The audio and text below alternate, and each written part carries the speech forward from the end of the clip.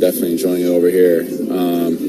I just kind of control what I can control, and that's just showing up to the ballpark every day. And I love my time over there, and learned a lot, made a lot of good friends, and now I'm over here and just trying to show up every day and win a baseball game. Hearing about Kyle Tucker's struggles with injuries and production was similar to his 2 years with the Northsiders.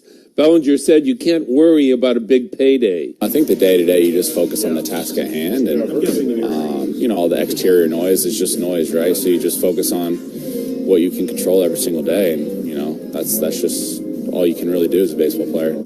Zach, I asked Bellinger what his reflection was on playing at Clark and Addison. How do I look back on it? I loved every minute of it. Loved the fans, loved the organization, loved Wrigley Field, and once you get past April, the city of Chicago is amazing. It's great stuff, and he's right. He was a highly popular player with the Cubs, and there's nothing like a summer in Chicago. The Cubs take on the Braves in a 3-game series starting tomorrow. Be here for it. Get your tickets at Cubs.com/tickets. Coming up, roster moves next on The Score and the Southwest Airlines Cubs Radio Network. Hey, Cubs fans, it's Nico Horner. Listen to every game here on the Chicago Cubs Radio Network. Struggling with plumbing problems? Plumbers 911 is your trusted solution. With licensed plumbing professionals available 24/7 for any plumbing emergency. From repairs, leaks, sump pumps, and more. Plumbers 911 connects you with plumbers that do it right the first time. Call now at 1-833-PLUM-911. Cubs fans, check out the Compound Podcast with Chicago Cubs outfielder Ian Happ. Listen as Ian takes you behind the scenes as he and his guests share what it's like to live the baseball life. Owen's awesome. He's been a pro since he came up. I've watched a lot of his at-bats, just stuff from AAA, and he's got juice, man. He hits the ball hard. He got oppo juice. Behind the scenes talk with Chicago Cub Ian Happ, only from the Compound Podcast. Listen on the Odyssey and iHeartRadio apps or wherever you get your podcasts. The Chef IQ Sense is a wireless cooking thermometer everyone should have that eliminates undercooking or overcooking your chicken, fish, or meat to achieve perfection. Order one now at chefiq.com. That's chefiq.com. This is the story of the one. As a safety manager at a manufacturing plant, he does everything he can to keep his coworkers safe. From finding ways to reduce risks to keeping safety supplies in stock. And for that, he relies on Grainger. Grainger offers a broad range of quality products and next-day delivery, so he can always play it safe. Call 1-800-GRAINGER, click Grainger.com, or just stop by. Grainger, for the ones who get it done. Back to school is on the brain. That means new notebooks, pencils, new everything. And while the kids are getting ready to get book smart, it's time for you to save smart with Straight Talk Wireless. Switch now and get a free Moto G 2025 with 5G when you activate select plans. Now that's a smart call.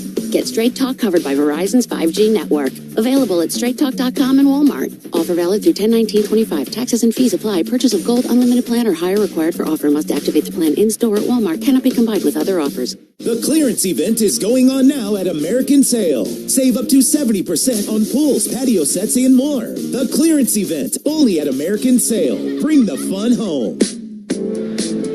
All Cubs triples and saves are sponsored by Great Lakes Credit Union. Chicago's credit union. Join GLCU's mission of banking for a greater good at glcu.org. Cubs in Colorado. This is the Cubs Radio pregame show driven by your Chicagoland and Northwest Indiana Buick and GMC dealers. Time now to check on who's hot and cold. Sponsored by Plumbers 911. Plumbing emergency. Call the professionals. Available 24/7 at 1-833-PLUM-911. Kyle Tucker batting .417 over his last 7 games. 2 home runs, 7 RBIs. The cold, Pete Crow Armstrong hitting .179 over his last 7 games, no home runs. The injury report is sponsored by Illinois Bone and Joint Institute. Visit ibji.com for locations and services. The Cubs relatively healthy, but they have made some roster moves. Reliever Porter Hodge recalled from Iowa. Jordan Wicks sent down. And the Cubs have claimed right-hander Aaron Savali off waivers from the White Sox. Tom Cosgrove, a left-handed reliever, designated for assignment. Coming up, a meeting with the media next on The Score and the Southwest Airlines Cubs Radio Network. Hey, Chicago, this is Kyle Tucker. Pat and Ron call every game here on the Chicago Cubs Radio Network. Hi, it's Lou Manfredini for the Gilkey Window Company. I've been talking about these windows for 25 years. The Gilkey family has been making these windows for 45 years. They make, in my opinion, the best windows and doors you could put in your home. I put them in my home. You can do the same now during their summer special. Get $375 off each window, $1,000 off their really nice patio doors with no money down. Call 888-3-GILKEY. That's 888-3-GILKEY or visit Gilkey.com. Getting the kids to practice on time. Remembering if it's your day to bring snacks. Making it to the game with a clean jersey. Why are simple things sometimes so complicated? Thankfully, with Auto Owners, insurance doesn't have to be one of them. Auto Owners works with independent agents who answer when you call, so you can worry about more important things, like whether your kid is going to run toward first or third base. That's simple human sense. Ask Ramsey Financial Services in Bowen if Auto Owners make sense for you. Let's play ball with Tito's. During today's game, if the Northsiders pitchers strike out 9 players, Tito's Handmade Vodka will donate $100 to Anti-Cruelty Chicago.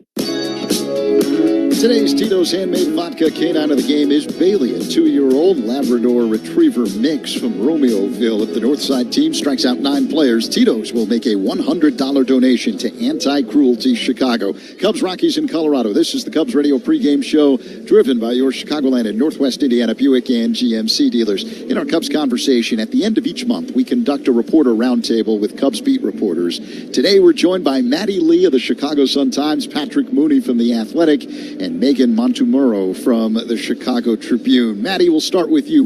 What happened to the Cubs in August? Wow. Starting off with a banger. At the beginning of August, for the first 2 weeks, they were really, really bad with runners in scoring position. They were in the bottom 2 batting average in those situations. And when you're starting off a month like that, it's going to be hard to win games, and we certainly saw that. You really put Maddie on the spot with that one. That was a good one. I'm trying to look up. I mean, the Cubs basically have a better record than the Dodgers on Labor Day weekend. I think most people in the organization, most Cubs fans, would have taken that. It definitely looked like things were teetering at a certain point this month. I think everyone remembers what happened in prior years recently and also in the far distant past. I think, to me, Kyle Tucker, after very quietly blending into the background, became the story that, Megan, we all had to cover for days and days and days. Became the August saga. Yeah, I mean, he hadn't been looking right. Obviously, we knew about the index finger issue from the beginning of June, and then when it came out that he had a slight fracture in the hand, I mean, I think, giving him that little rest, he's looked so much better coming back from that. And then I think when you just look at the offense more broadly this month, I mean, they just haven't been hitting a ton of homers like they were earlier this year. I mean, on Friday, they had a 4-homer game. That was only their third since the beginning of July. And they, before that, they had 11 such games this season. And so, I mean, I think you really look at that top part of the lineup. Seiya Suzuki hasn't been hitting home runs like he had been. Pete Armstrong hasn't. Kyle Tucker's finally turning the corner on that. Same with Ian Happ and maybe Michael Busch. So if you're looking at the Cubs, they seem to be kind of trying to get on track here, which, if you're them, this is the point where you kind of need to start beginning the uphill climb to peak towards the end of September. We didn't mention that it did take a franchise record run by Milwaukee while all this was happening with the Cubs to create the distance between the two, right, Maddie? Yeah, you can't ignore that. Milwaukee was on an unreal run. They seem to have come back down to earth a little bit at the same time as the Cubs are getting pretty weak schedule, which will help them going forward and through the end of the year. But yeah, Milwaukee has been a national story this year, and especially during that 2-month run. So what happens now as we look ahead to September? What's realistic for the Cubs? Well, first, Zach, I want to point out, I believe Milwaukee's run happened almost exactly after we did this last roundtable. You're 100% right. Remembering correctly, but yeah, I think if you're a Cubs fan, there's a lot to look forward to in September. We were just talking with Craig Counsell, trying to nail down his playoff rotation, which he really appreciated, those jumping to conclusions type of questions. But look, as Maddie said, the schedule eases up. Counsell's big thing is peaking from a health standpoint. I think he's not one to feed into those sort of narratives of like getting hot at the right time. It's, does Jamison Tyone come back healthy? Can Matthew Boyd finish strong? Cade Horton's been terrific, but his innings workload has been front of mind even before he showed up for spring training. So I think that's kind of what we'll all be looking for. Yeah, and I mean, I think the big thing is that the Cubs and, we can even be bringing up the topic of, are you thinking of how to set your, postseason rotation? I mean, they're 10 games up on a postseason spot. And so, while I totally understand Cubs fans being frustrated, being as far back right now. Claro, 95 años transformando tu vida a través de la conexión. That's Gus Judge. His owner is Aaron Judge, captain of the Yankees. His dog park is Yankee Stadium. Ooh, I'd roll in that grass for days. Bet he gets to fetch those dingers. I'm sure Aaron chases him like that around the house.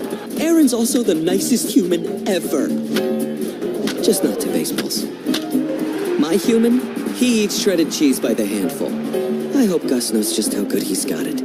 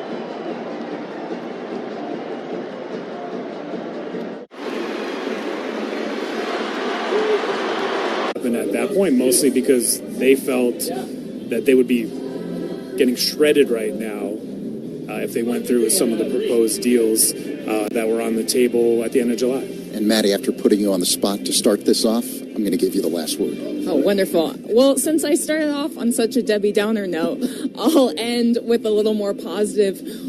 Even when the offense was struggling, the rotation has been really good the last couple months. And Cade Horton, like Patrick mentioned, has been a huge part of that. Even on a pitch limit, he has been incredibly efficient and just keeps getting better. And I think that does bode well for the Cubs as long as they can peak with health as they go. That should bode well going into the postseason. Maddie, Patrick, Megan, thank you so much. Thanks for having me. Good catching up with Maddie Lee of the Chicago Sun-Times, the Athletics' Patrick Mooney, and Megan Montemurro from the Chicago Tribune. The Cubs strongly encourage the use of all public transportation, especially CTA buses and trains when traveling to Wrigley Field. For all games, Cubs offer free bike valet service located by the Addison Red Line Station. For details, visit Cubs.com/transportation. Coming up, the Manager Show next on The Score and the Southwest Airlines Cubs Radio Network. Start your mornings with Cubs Talk. Mully and Haw, mornings 5:30 to 10 on The Score. Listen up, football fans. You won't want to miss this. Right now, new Bet365 customers bet $5 and get $200 in bonus bets, win or lose. So you could turn that $200 into something bigger when you bet on money line, spread, totals, player props. $200 in bonus bets when new customers bet $5. I know where I'm going to bet from now on. Download the app today and see why it's never ordinary at Bet365. Gambling problem? Call 1-800-GAMBLER. 21 plus only. Must be physically located in Illinois. T&Cs apply. In-app only. Welcome to Old National Bank. Hi, I was wondering what you could do for my small business. Tons. Have time to talk? Not much. We're in a 30-second radio ad. Oh, I'll get straight to the point then. Our solutions are customized for small businesses. Our services make financial management simple, and our pricing is always transparent. Outstanding. Wow. Yeah. So, ever been in an ad before? Nope. How do I look? Good. But we're on the radio, remember? Right. Hi, Mom. Customized small business banking from Old National Bank. Member FDIC. Get old. Hot damn! Twisted Tea Hard Iced Tea just got harder with Twisted Tea Extreme. The hard iced tea taste you know and love, but with an 8% kick of alcohol. Twisted Tea Extreme is made with real brewed tea, goes down smooth, and brings your daytime drinking to the next level. Just look for the bright yellow cans in the cooler and get ready to dial up the fun. Big flavor, extreme kick. Twisted Tea Extreme. Keep it twisted! Visit Tea Brewing Company, Cincinnati, Ohio. Please drink responsibly.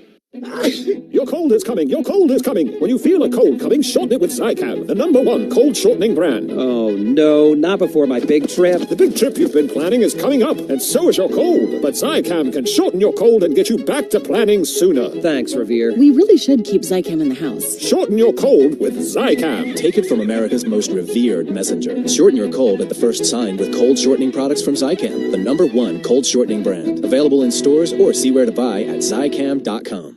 Save 20% on Benjamin Moore Regal Select Interior Paint from August 27th through September 8th. Visit your locally owned Benjamin Moore store. Terms and conditions apply.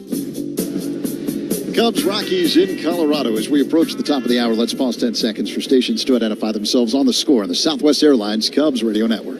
Covering the Cubs and all of Chicago's teams on the Spiegel and Holmes Show. Afternoons 2 to 6 on the Score and the Southwest Airlines Cubs Radio Network. WSCR Chicago, WBMX HD2 Chicago, and Odyssey Sports. Folks, that right there is Decoy, the luckiest dog in the world. His owner is Shohei Ohtani, a myth of a man. A human who can do all this with a baseball is every dog's dream. 100-mile-an-hour fastballs, drool, 250-foot dingers, woof. He gets called a good boy in 2 entire countries. And I get Greg. I just hope all that fame doesn't go to his head.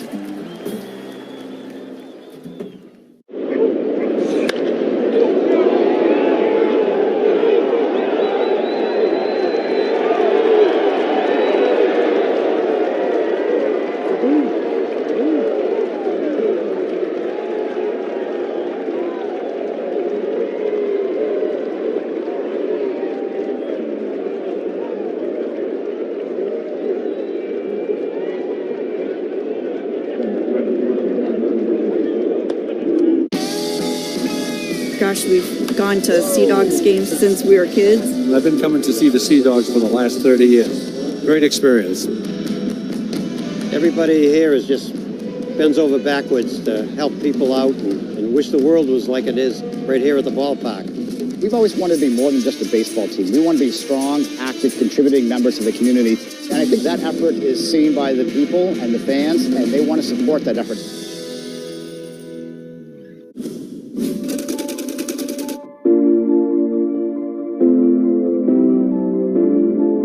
We wanted to introduce something new. And then working in some of our past and what the past can look like in the future. I think our players absolutely love it, and our fans, we think they'll learn to love it, especially if you can win in it. You know, that kind of solves everything. From voltage detectors to harnesses to hard hats, plus fast, dependable delivery, so he can rise to every challenge.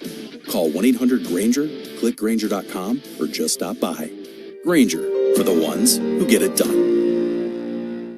This Labor Day weekend, we're celebrating Bob's Discount Furniture's 200th store milestone with the entire Bob's family across the country. For more than 30 years, we've believed everyone deserves the home they love. That's why we brought our everyday low prices on furniture, mattresses, and more to over 200 locations from coast to coast and counting. Not to mention free treats for the whole family in our cafes. Celebrate Bob's Discount Furniture's 200 store milestone this Labor Day weekend. Oh, my Bob.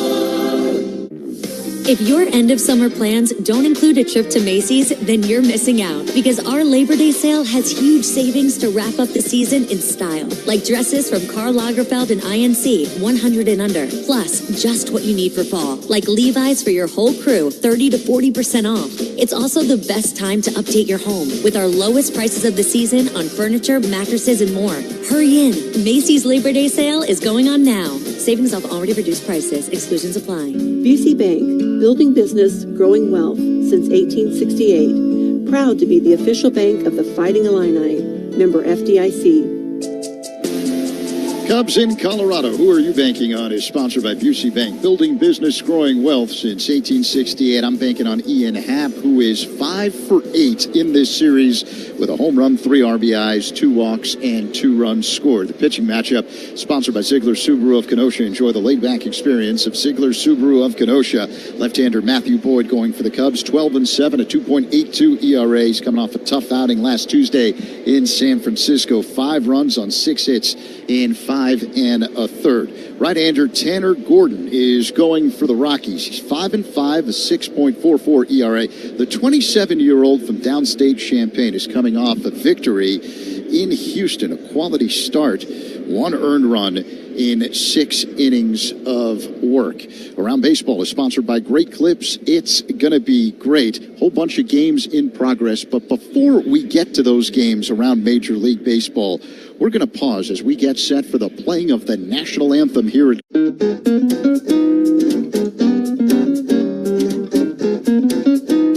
Folks, that right there is Decoy, the luckiest dog in the world. His owner is Shohei Ohtani, a myth of a man. A human who can do all this with a baseball is every dog's dream. 100-mile-an-hour fastballs, drool, 250-foot dingers, woof.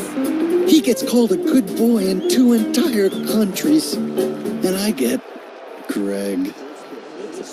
I just hope all that fame doesn't go to his head.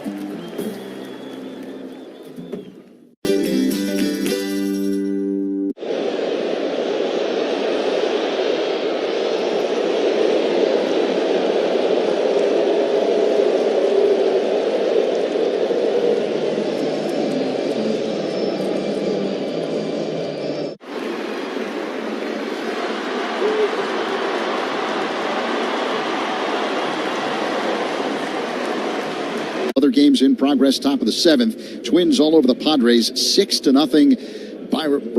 Byron Buxton, with a 2-run home run, his 29th of the year. The Red Sox lead the Pirates 4-1. They're in the top half of the 6th inning. The Rays a 7-4 lead over the Nationals. They are in the last of the 6th inning. Bottom 6, Mariners and Guardians are tied at 2. Bottom of the 5th in New York, the Marlins on top of the Mets 5-0 after 3. No score in Houston between the Angels and Astros. Tigers and Royals scoreless after 4. And top of the 4th inning on the south side, the Yankees leading the White Sox 2-1. Aaron Judge with his 43rd home run, tying Yogi Berra with a solo shot for the all-time Yankee home run list. All right, let's take a break. When we come... Folks, that right there is Decoy, the luckiest dog in the world. His owner is Shohei Ohtani, a myth of a man. A human who can do all this with a baseball is every dog's dream. 100-mile-an-hour fastballs, drool, 250-foot dingers, woof. He gets called a good boy in 2 entire countries. And I get Greg. I just hope all that fame doesn't go to his head.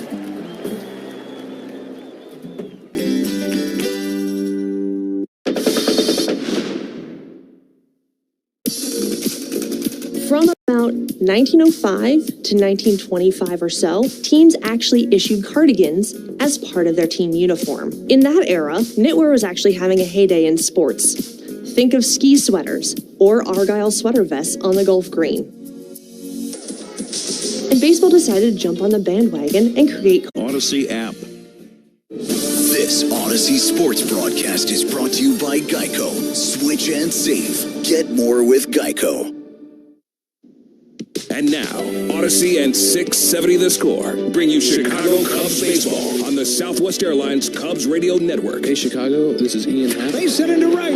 Cubs win the ball game. Ian Happ, a game-winning single. It's Pete Crow Armstrong. Gone! 3-run Pete Crow Armstrong. Hey, it's Kyle Tucker. Kyle drives one in the air to right field. That ball is gone. It's a 3-run homer. This is what you came here for. We got the Cubs game on the score. Chicago Cubs baseball is presented to you in part by Benny's Beverage Depot, Nissan, Benjamin Moore, Hefty Trash Bags, Laturo Tire, James Hardy Building Products, AARP, Sea Glass Wine, Volvo, Sloan, Xfinity, It's Not a Game, Illinois.com, your Chicago and Northwest Indiana Hyundai dealers, and Yingling, the oldest brewery in America. And now, here's the Hall of Famer, Pat Hughes, and All-Star Ron Kumar, with all the exciting play-by-play action of Chicago Cubs baseball.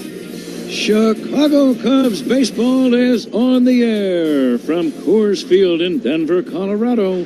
It's time for the third and final game of this series between the Chicago Cubs and the Colorado Rockies.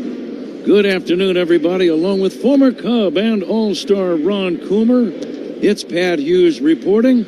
Zach Zaidman working alongside. Beautiful day, and I mean a heavenly beautiful day here in Denver.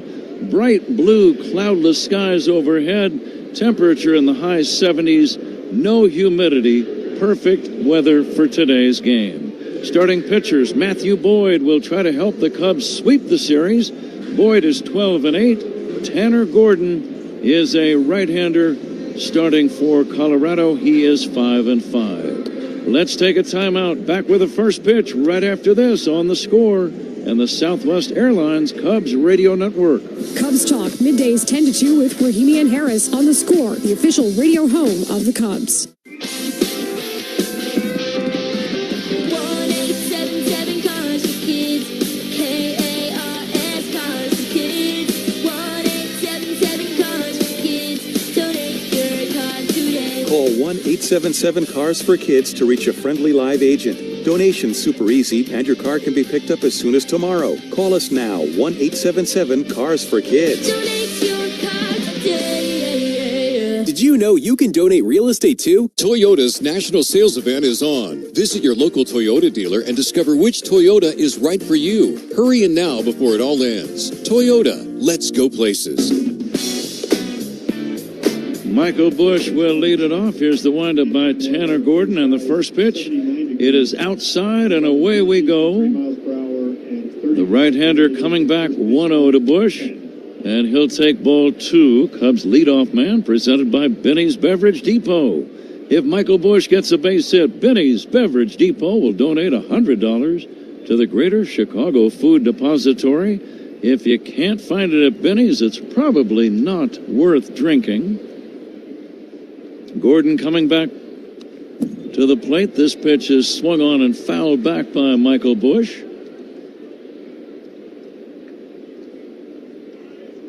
What a beautiful day here, Ron, in the Rocky Mountains. Boy, not a cloud in the sky. Just under 80 degrees here at game time. Absolutely perfect. Pitch to Busch misses outside. It is 3-1. Gordon has split his 10 decisions this year. His ERA, a beefy 6.44. Now the pitch to Busch, a swing and a miss. And that is out number 1. Busch is gone. The batter is Kyle Tucker. And it's game time. Time to crack open a Yingling after 196 years. The wait is over. Yingling finally available here in Illinois. Look for it at your favorite bar or store. Yingling, the oldest brewery in America. Nice crowd settling in. Gorgeous Sunday afternoon. Starting lineup sponsored by Verizon. Here's a drive to deep right center by Tucker. That's going to be off the wall. And Tucker into second with a standing. Well, he did slide at the last second. A sliding double. A 1-out 2-bagger for Kyle Tucker. Hammering one off the right center field wall. Well, and I think this is going to be one of those ball games where left-handers, both sides have hit him well. You know, righties and lefties, but exceptional with the left-handed guy. And to me, this sets up real well because he's fastball is straight. His slider comes into the lefty. Changeup is his third pitch. So we'll see how the lefties do against him today. Suzuki having a good series, 4 for 8. Swings and misses at Gordon's first pitch. Game time temperature of 79, sponsored by Four Seasons, heating, air conditioning, plumbing, and electric. Your trusted local experts. Four Seasons, another bender swung on and missed. And now it's 0-2. One away, top of the first. Plenty of Cub fans in attendance. They were really in attendance last night. And the strike two pitch, fouled away. Last night's audience run, 47,000. Had to be at least 30,000 Cub fans. Yeah, I would agree. When the game was finishing and the final pitch, game is over, and you looked around the stands, it was all Cub fans. It really was. It was pretty amazing. Seiya takes inside. Cubs have their traveling gray unis today, gray shirts and trousers, red numbers on their backs, blue hats and helmets, blue sleeves and socks. Rockies have their purple shirts and white trousers. Suzuki takes down low. Purple shirts, black numbers on their backs, black hats, black socks. Most of the Rockies wear white shoes. Uniform description sponsored by Benjamin Moore. On the field or the walls of your home, the right team and colors make all the difference. Official paint of the Chicago Cubs. Benjamin Moore. Fastball away, 3-2 on Seiya. Good take. No score run, just underway. Say that's a good take by Seiya. That pitch just off the plate, away and up. Lead at second by Tucker. And the payoff pitch. Swing and a miss. Off-speed pitch got him. That's out number 2. And the batter is Ian Happ. A couple breaking balls to Seiya to start the at-bat. He swung through them. And then this one located pretty well. It starts out probably mid-thigh, and the bottom kind of drops out of this slider. It ends up a little low. Seiya out in front. Happ having a good series, 5 for 8. Let's see if he can drive in the game's first run. He bounces one to first, fielded by Farmer. Underhand feed to the pitcher, Gordon. And the Cubs do not score in the opening inning. No runs, a hit. They strand a man after a half. Cubs nothing. Rockies coming up on the Score and the Southwest Airlines Cubs radio network. That's Gus Judge. His owner is Aaron Judge, captain of the Yankees. His dog park is Yankee Stadium. Ooh, I'd roll in that grass for days. Betty gets to fetch those dingers. I'm sure Aaron chases him like that around the house. Aaron's also the nicest human ever. Just not to baseballs. My human, he eats shredded cheese by the handful. I hope Gus knows just how good he's got it. Yeah, mine was a tops now as well. I hit my first walk-off last year against the Mets. Jacob Young, Nationals win. Now he's got his first walk-off big league hit. Dad had bought a stack of them. And I was like, I think we can get these results. But he went ahead and bought a stack for himself. Like business cards. There you go. But it was awesome just to, have that moment and have everyone so excited to, have a picture of you is a fun moment. I'm helping these kids be the best versions of themselves, and I'm also representing where I came from. And the Mozilla team, I was working with a creative guy that was with Nike. I work with my best friend who manages this team with me, and we kind of just put together what we think would look cool. We went Godzilla theme. You kind of get to help them grow up into a young man and help them just make the right steps forward. And that's really why I started it.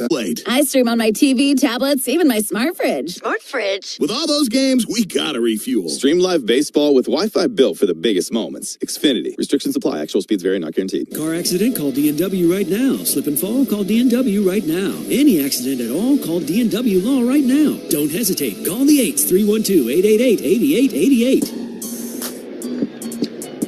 Cole Smith is our engineer, has been for all 3 games, does a nice job. Good to work with Cole as Tyler Freeman, right-handed batter, leads it off against Matthew Boyd. First pitch popped up, playable. Tough sun over on the right side of the diamond, and Bush makes the catch. You could see Michael continuing trying to reposition himself, Ron, to avoid that direct sunlight.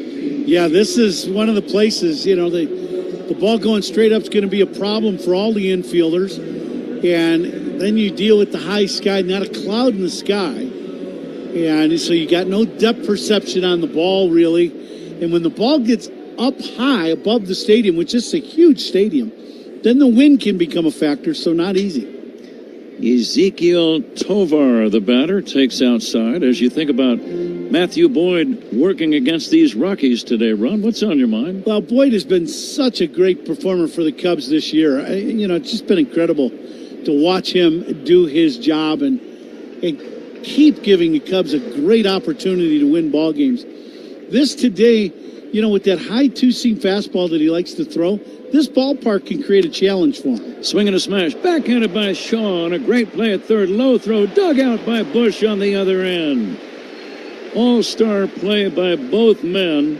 Shaw backhanding a one-hop smash on a short hop, and then his throw low to first, and Bush negotiated it with a nice pick. By both guys, you can see it's kind of funny as an infielder, an ex-infielder. We watch day after day after day all the work that gets put in, and all the work that those two corner infielders have put in all showed up in one play. Brenton Doyle will bluff a bunt and is ruled to have bunted at the pitch 0-1. That's gratifying, Ron, I would think, for coaches and players alike when all that hard work pays off on a play like that. It really does. That's a double if it gets by Shaw.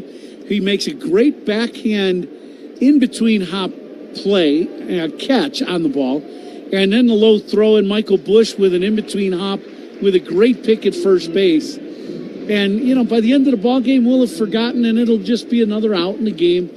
But that is a great play by two guys that have worked really hard at their craft as young players. Doyle takes low and in. We talk about the defensive alignments of various teams against Cubs hitters. Those are sponsored by Fitzgerald Equipment. Material handling handled. Learn more at FitzgeraldEquipment.com. Change up, strike three, call. Doyle caught looking. Neither team scores in the first. It's on to inning number 2 here in the Rocky Mountains. Cubs and Diamondbacks. 0-0 game on the Score and the Southwest Airlines Cubs Radio Network. Cub fans, Craig Counsell here. Pat and Ron call every game on the Chicago Cubs Radio Network. Folks, that right there is Decoy, the luckiest dog in the world. His owner is Shohei Ohtani, a myth of a man. A human who can do all this with a baseball is every dog's dream. 100-mile-an-hour fastballs, drool, 250-foot dingers, woof. He gets called a good boy in 2 entire countries. And I get Greg. I just hope all that fame doesn't go to his head.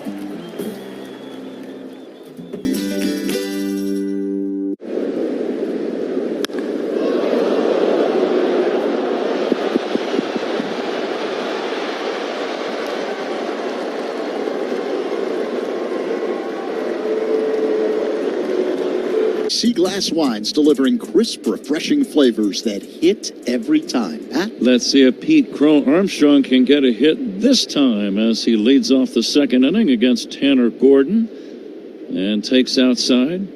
Pete 0 for 8 in this series. He's due. Here's the pitch. Swing and a line drive toward right. Coming in is Freeman to make the catch. Good swing, Ron, but he did not hit it solidly. Yeah, caught that slider just off the end of the bat. Just kind of ran out of bat a little bit. 85 miles an hour in that slider from Gordon. Speed gun powered by Xfinity gets seriously powerful Wi-Fi.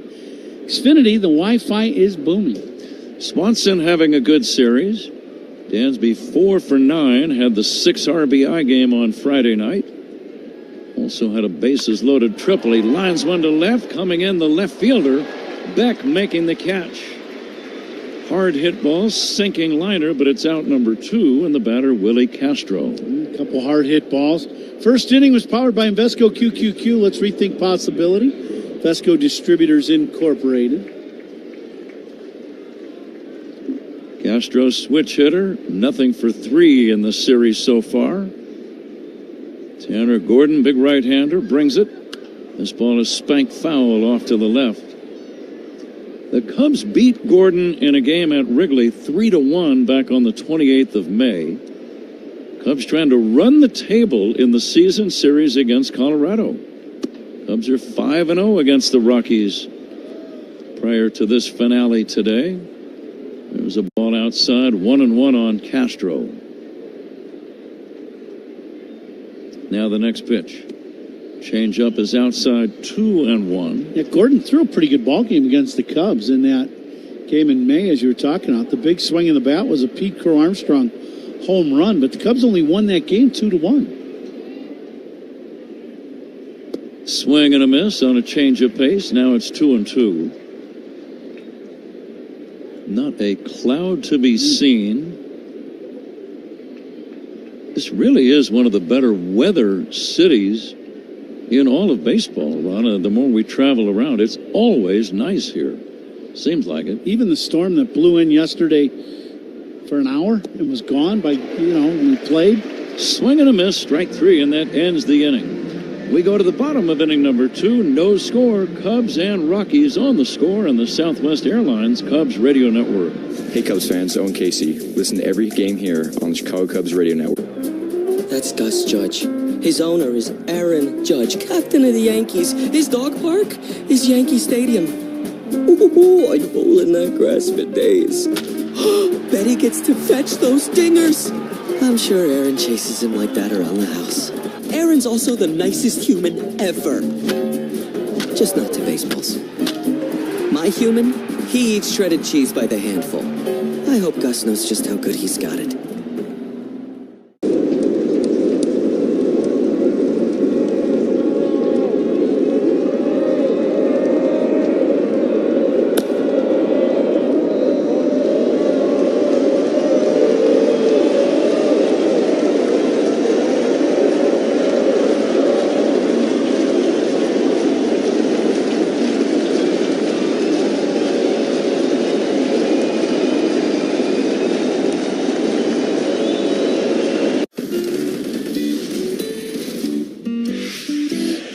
Man umpiring crew here today, and this young superstar. And did their feet get tangled up? Yes, so Hoppy tripped. They got their feet tangled up before the ball came down. That goes helicoptering into the net.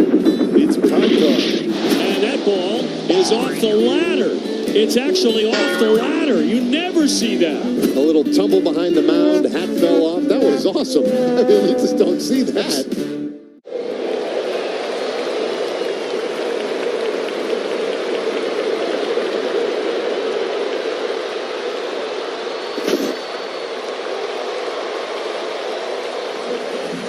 As they celebrate the Cubs Hall of Fame class of 2025. Friday is Sammy Sosa Day. Saturday, Derek Lee Day. And on Sunday, both will have their Wrigley Field plaques unveiled and receive their Hall of Fame jackets on the field. Be here for it. Tickets still available at Cubs.com/tickets. Pat? Looking forward to that, Zach, very much. I saw every game Derek Lee ever played in a Cub uniform, I believe.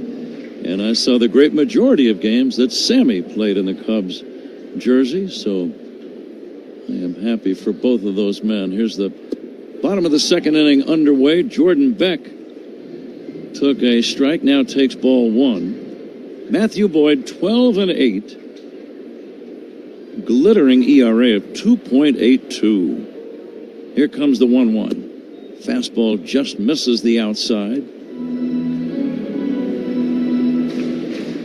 Only a couple of games, Ron, if you go back over his season ledger, game by game, start by start. Here's a fly ball into shallow right center. Well, a little more than shallow. Tucker in right center makes the catch. And that's out number 1. But only a couple out of the 27 has he not pitched well. Yeah, it's been amazing. He does it his way, too. I mean, he has a specific style and sequence of pitches that he uses. It's pretty impressive. He likes to pitch top of the zone with that 2-seamer. He's got a good change. He can run the fastball in on the righties at times. Always has good command, but you talk about a guy who got himself healthy and now is really dominating the league. He has been fun to watch. Kyle Karros will take a slow breaking ball for a call strike. Karros, the son of former Cub Eric Karros. Swing and a miss. And Kyle has probably seen just about enough of Cub pitching that he wants to see. He is 1 for 8 in this series. Here comes the 0-2. Karros takes low and inside for a ball. Isn't that the way it is, though, Ron? Yeah. You're having a rough series, and now you see their best guy in the finale. Yeah. Go get him. Yeah, exactly right. Karros, good-looking young player, good third baseman. Big kid, too. 6'5", 220. 1-2, strike 3, called a fastball. 2 down. Nothing game. Boyd has begun by setting down the first 5 Rockies, and the batter is Kyle Farmer. Great pitch right in the inside corner, and that's a little bit of a change of the routine. Instead of staying with the high fastball, he buzzed him inside. Strikeouts by Cubs pitchers brought to you by Chicago and Northwest Indiana Hyundai dealer. Farmer had a homer in the opener of the series. He has not started until today. Hitting .229, still has some pop, 7 home runs. We're going to play the Benny's Beverage Depot attendance game. If you can't find it at Benny's, it's probably not worth drinking. Farmer takes outside. I'm going to go ahead and guess. Okay. 38,383. Okay. Boyd to Farmer on the way. Bounced foul toward third, 1-2. I'll say 35,500. Matthew Boyd with a brand new ball into his motion, and the 1-2 pitch, swing and a miss. Beautiful off-speed pitch, got him. It's another 1-2-3 inning for Boyd, his second straight of the day.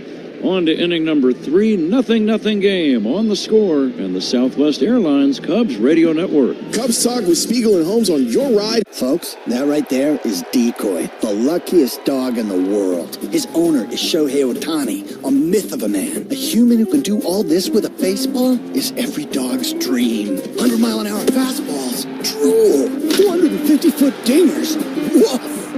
He gets called a good boy in 2 entire countries. And I get Greg. I just hope all that fame doesn't go to his head.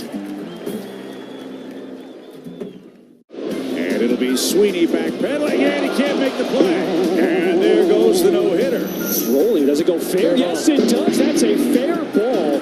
Oh, she's giving it to him. They're up 6-1 in the 8th. She's giving it to him and making him like it. Doing the pop-up dance, and he dropped it. You don't see that very often. Abrams is going to think about going to third. The throw too high there. Abrams dives back in. Tag applied this time by Riley. What just happened? A snack that Freddie cannot resist. I would have to say chips and guacamole. Organic mango, yeah. Is that because of the strong Dominican contingent in the major leagues, bro? Has anybody ever struck out and gone crazy and smashed the cooler full of mangoes? No, our team's not really into smashing each other's stuff, I guess. Are you a seasoning guy? You like to drown your stuff in dips and sauces? No. Gotta watch my figure. And it looks great, brother. I appreciate it. Very sexy man. At CatchDesMoines.com, because in Des Moines, only the S's are silent. Save time every time for a great haircut. Just download the Great Clips app or check in online at GreatClips.com. Great Clips. It's gonna be great. Matt Shaw's on deck for the Cubs. Who's on deck is brought to you by TimberTech Decking and Railing. Everything wood should be. Visit TimberTech.com. And I'm going to make my guess in the Benny's Beverage Depot attendance game. Yeah, buckle up for this one. 36,500. Very good, Zach. So we're all locked in. Now, Cole Smith, our engineer, is welcome to join for a small fee, of course. Matt Shaw leads off the bottom or the top of the third inning. Should we just waive the fee for Cole? He's done a good job all weekend. He's a nice young man. Here comes the 1-1. Shaw takes inside. Now, Cole. I have never seen any of that fee come to the front row. I don't know where the fee goes, Zach. I'm not quite sure, but I don't even know what you're talking about. Here's the 2-1 pitch on the way. Line to left center field. That's going to be a base hit. Gloving it on one hop is Doyle. It's a sharp single into left center by Matt Shaw. Cubs have a man on, no score. Let's see if they can get on the board here in the third inning with Reese McGuire coming up. Yeah, line drive bullet off the bat of Shaw. That's ball hung in the air a long time. It was kind of debatable whether Doyle was going to try to catch this ball in the air or was he going to make a dive for it. The issue is when you're playing in center field and you go for a ball like that and you dive, it goes all the way to the wall. It's for sure triple, at least. McGuire gets jammed, pops it up, playable on the infield. Right near the mound is the second baseman, Ritter, and Farmer, the first baseman. They both reached for it. Farmer caught it. And now the two are discussing it, smiling. I think the issue is the sun and trying to help each other out. All reviews of this game are sponsored by Northwestern Medicine. Second opinion's always a good idea. Get yours at Northwestern Medicine. They might want a second opinion on who's going to catch that ball. Here's Michael Bush.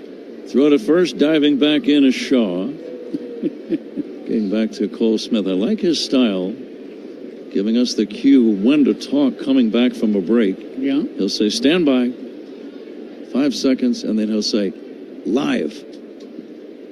I've never really heard an engineer say that. Liner into left center, there's a base hit. Shaw will stop at second as Doyle gets the ball back in. But I like when the engineer says live. It fires you up. Now, Cole, what I'm wondering is, do you ever change up the words for other engineers? For other broadcast crews, you mean? Yeah, other broadcasters, right? No, I try to keep it pretty consistent. I like the old school on the air, you're live. Okay. If I could recommend one, how about Gee Willikers? I can work that in. Just see what kind of a reaction you might get from... Oh, I think one's enough, Cole. Yeah, just save that for when the Milwaukee guys get in. Here is Kyle Tucker.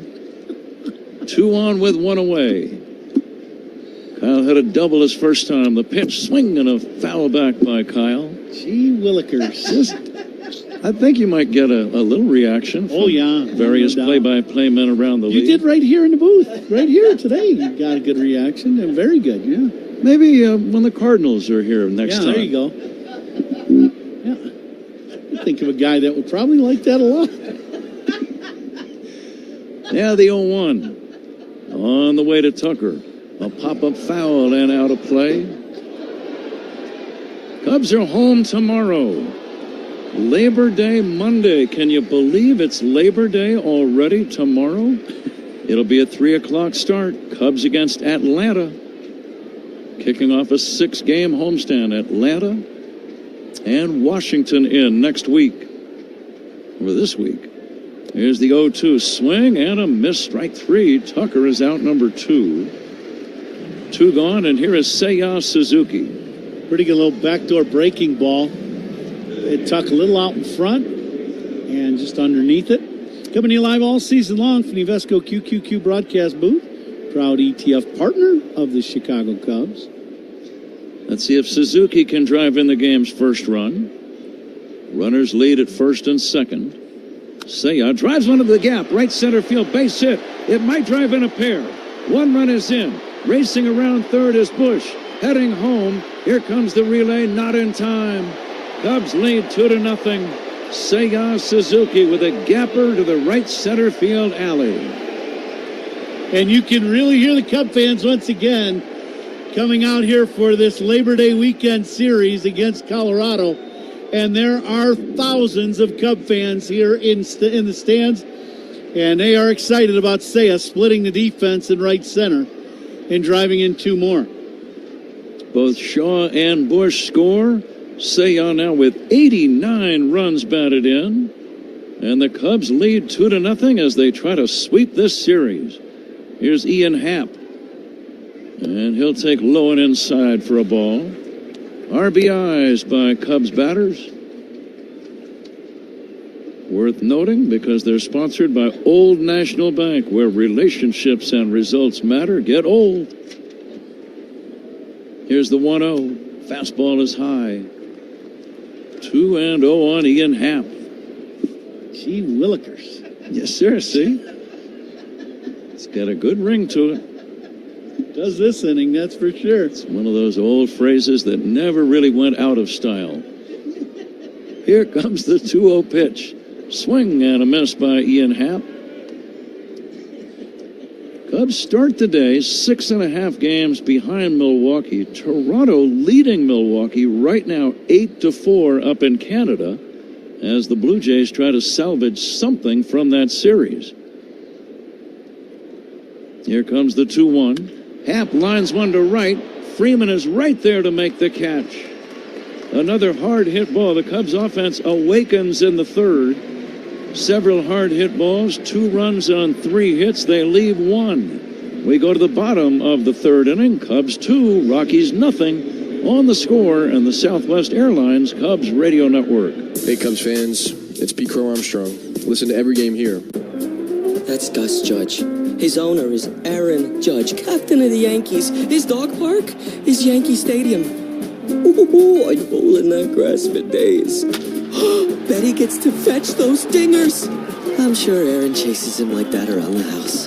Aaron's also the nicest human ever. Just not to baseballs. My human, he eats shredded cheese by the handful. I hope Gus knows just how good he's got it.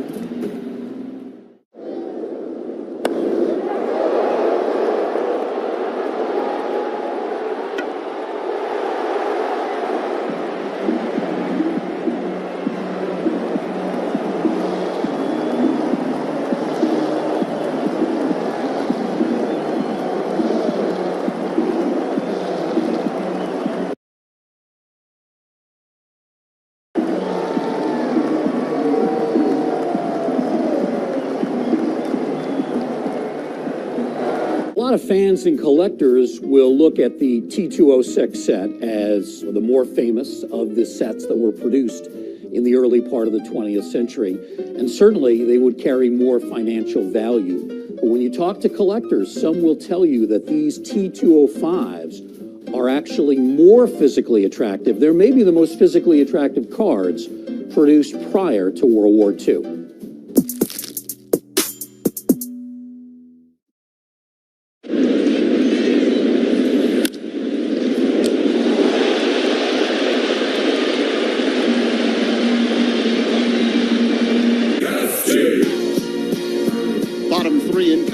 Cubs with a 2-0 lead. It is 80 degrees and sunny here at Coors Field. Time and temperature sponsored by Circa Sports Illinois. Bet like the pros and download the Circa Sports app today. Pat? Braxton Fulford, batting for the first time in this series, swings away and fouls away the first pitch from Matthew Boyd. Cubs on top 2-0 after the 2-run double by Seiya Suzuki in the top of the inning. And the pitch to Fulford is inside. These are always big innings, Ron. We talk about right after your team has given you the lead to put a 0 on the board and keep that momentum. The 1-1 is low and in. Yeah, and in this ballpark, too, you know, ball flies, as we've seen. It's just such an offensive place. And for Boyd to keep throwing up goose eggs, that would be huge here in the early going for the Cubs. Fulford swings and misses at a changeup. Boyd seems to have an excellent change of pace early. Well, I really like that because we don't always see him use his change like he is today. That's the effect of this ballpark, where he's staying away from as many high fastballs up and out over the plate because of the way the ball carries here. He's going back and forth with speed a lot more, and it has been effective so far. Fulford hitting only .218. Hits a little looper down the right field line, dropping. That's a fair ball, and he's going to go for 2, and he's going to have a standing double. Now, that's a Coors Field double right there. It would have been a single in other parks, but there is so much space between the infielders and the outfielders. By the time Tucker could run, he had to run about 120 feet to get to the ball. Fulford was already near second base. Yeah, Tuck playing in right center field and playing deep, which you have to, and that ball just gets dumped down over Bush's head down the right field line. You're exactly right. That at Wrigley Field, that's a base hit. Orlando Arcia, the batter. The left-hander Boyd from the set for the first time today. Delivers, and Arcia swings and misses. This is the guy you got to watch out for today. He's a free swinger, and setting him up back and forth. You can at times, but also if you make a mistake, he's looking to do damage. He's just one of those guys that, as Counts was saying, has a tendency to play big in big games. This is a big game for him because his old manager's on the other side of the field. Mm-hmm. Yeah, they were in Milwaukee for several years together. Arcia hitting 194 this year. He does have 3 home runs. Now the 1-1 from Boyd. Swing and a miss. We were talking as we got to the booth today about an unbelievable defensive play he made last night playing first base. Yeah, line drive bullet one hopper to him off the bat of Tucker. And sometimes you wonder how a guy makes a catch on a ball, and that was one of those plays. That ball was a rocket. Turned it into a double play. Cubs lead 2-0, bottom of the third. Nobody out and a runner at second. Boyd glances back at the runner and delivers. The pitch bounced foul. Mentioned the Cubs are trying to sweep the series. Colorado has already suffered 16 series sweeps this year, which is almost unthinkable. Ugh. It's painful to think of that. It really is. It's hard enough getting swept once or twice. The next offering fouled away off to the right. Here's another painful statistic, and the Rockies have really had a long, miserable year. Their home record is 21-47. Oof. But there's no guarantee you're going to beat them today. Yep. Here comes the 1-2 on the way. Arcia takes inside and almost hit him in the lead elbow. 2-2. Kind of liking the little adjustments that Boyd is making in his sequence of pitches.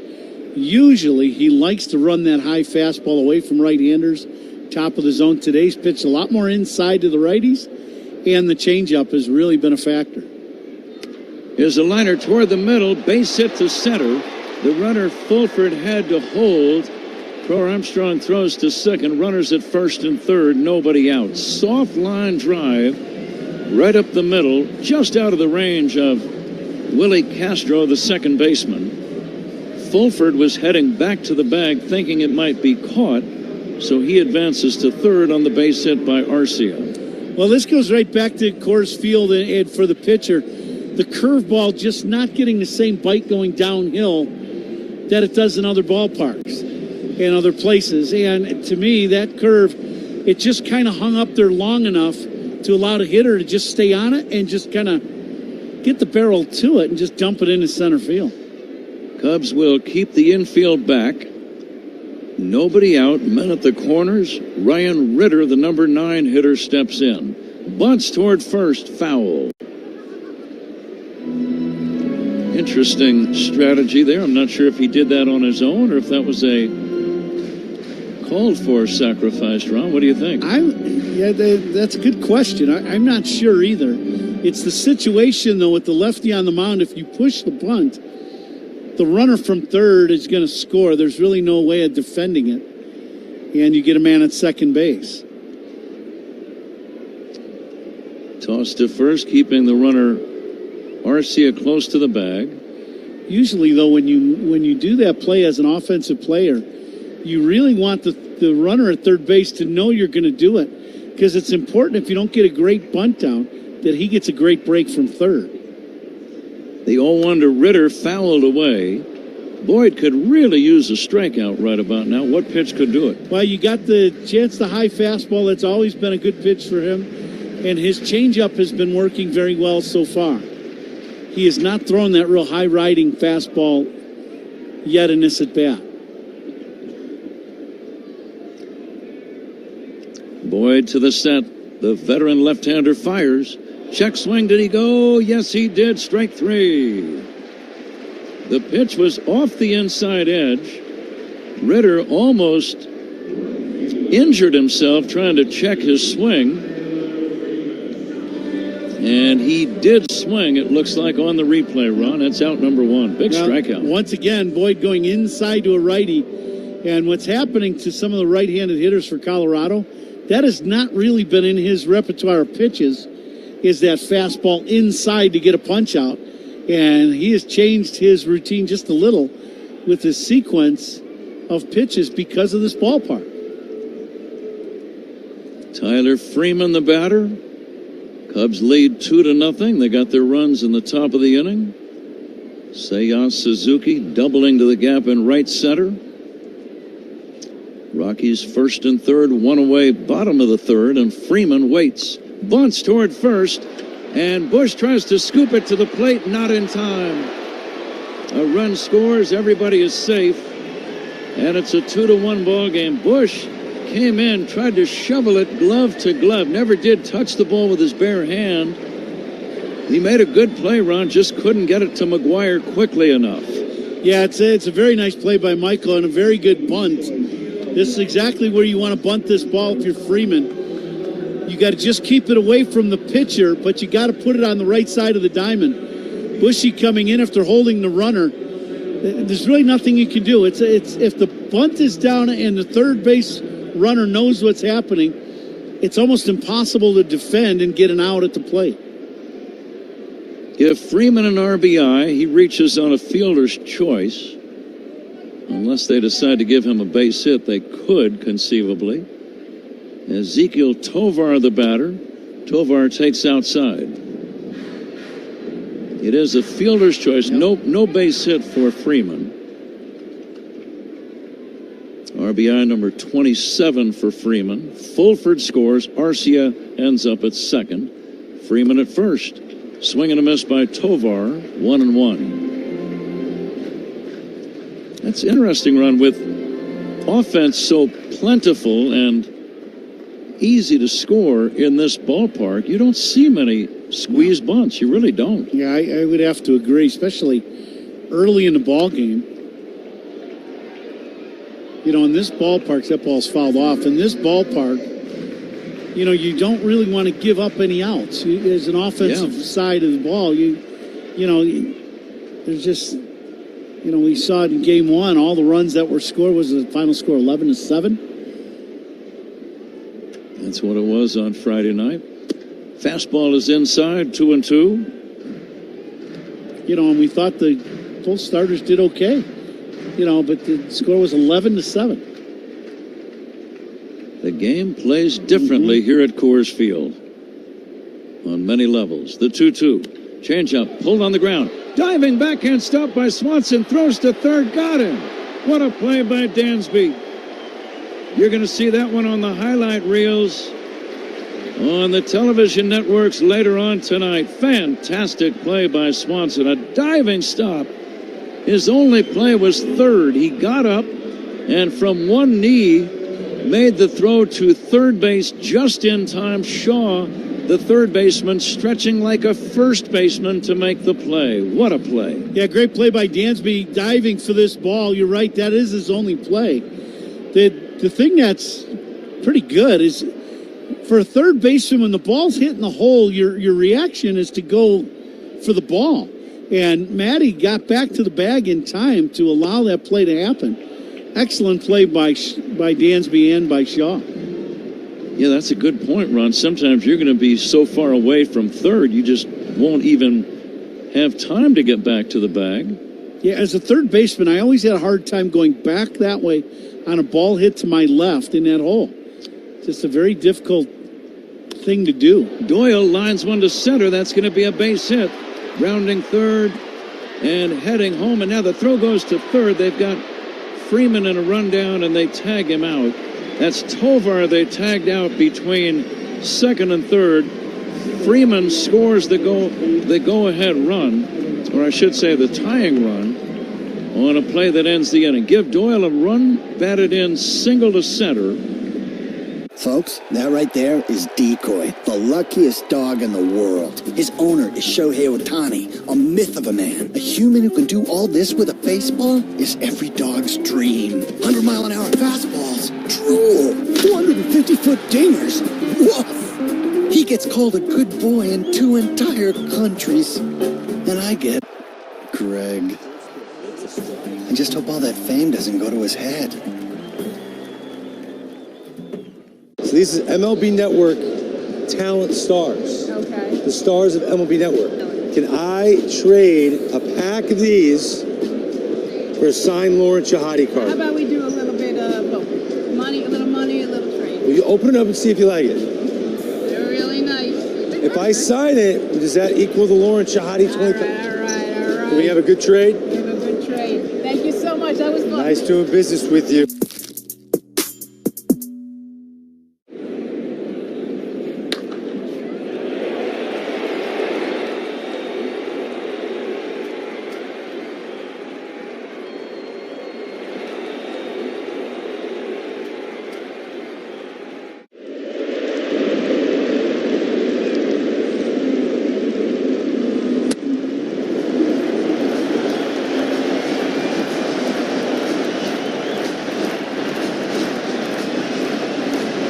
Well, we certainly served it up over the plate. This is a burger fit for a home run king, the 99 burger in honor of Aaron Judge. They sell a bazillion of these at Yankee Stadium. It looks pretty good. I feel like we passed the test. What about you? I think so. Wine aisle at your local retailer. Joel Gott Wines, official wine partner of the Chicago Cubs. Illinois Bone and Joint Institute, a leader in comprehensive orthopedic care. Visit ibji.com for locations.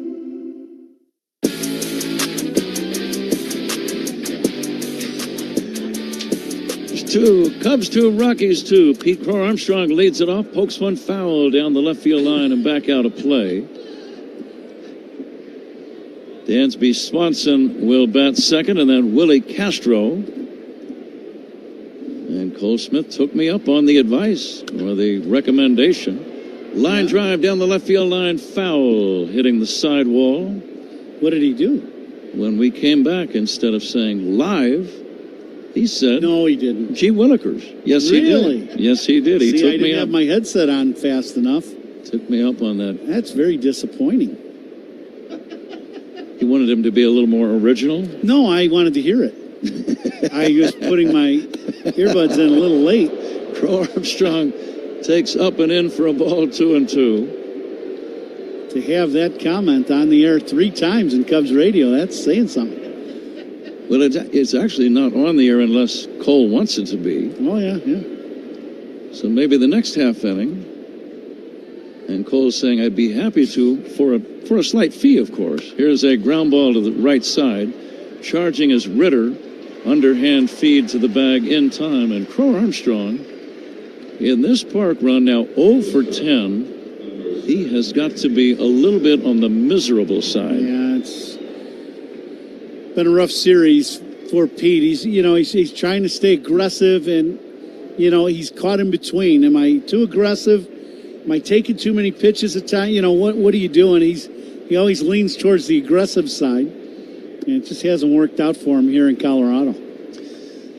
Swanson lined out to left. What a play he made, though. Taking a base hit away. You think it stops a big inning? That's the big part of it, right? There's a strike.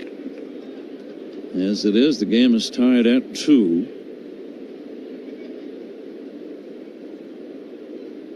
Willie Castro on deck. Tanner Gordon delivers. Check swing foul back by Dansby.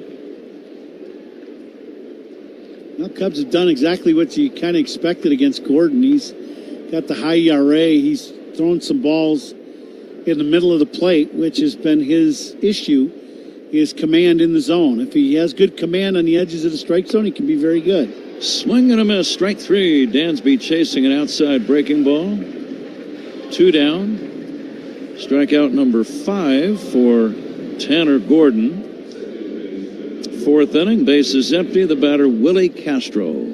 Cubs have hit some balls hard, but then he's also, as you said, 5 punch-outs, and when he's on, he's hitting the corners. Castro lines it foul off to the left out of play. One single. Second baseman would not have gotten there in time to receive the throw from... Tyler Freeman, now we understand, is given a bunt single the play on which he drove in a run. So take away the fielder's choice, give him a bunt RBI single in the bottom of that third inning. Yeah, that's not good. You disagree with that one? 100%. The whole defense is set up to get the out at the plate. So, everybody's going a different spot, and you're giving up that play at first to get the out at the plate. Mm-hmm. Well, that means you're sacrificing, and it's... Dribbler past the mound. Barehanding is the third baseman, Arcia, and throwing to first in time. Nice play by Orlando Arcia. Cubs do nothing in the fourth. We go to the bottom half. Cubs 2, Rockies 2. This is The Score and the Southwest Airlines Cubs Radio Network. Every strikeout. That's Gus Judge. His owner is Aaron Judge, captain of the Yankees. His dog park is Yankee Stadium. Ooh, I'd roll in that grass for days. Betty gets to fetch those dingers. I'm sure Aaron chases him like that around the house. Aaron's also the nicest human ever. Just not to baseballs. My human, he eats shredded cheese by the handful. I hope Gus knows just how good he's got it.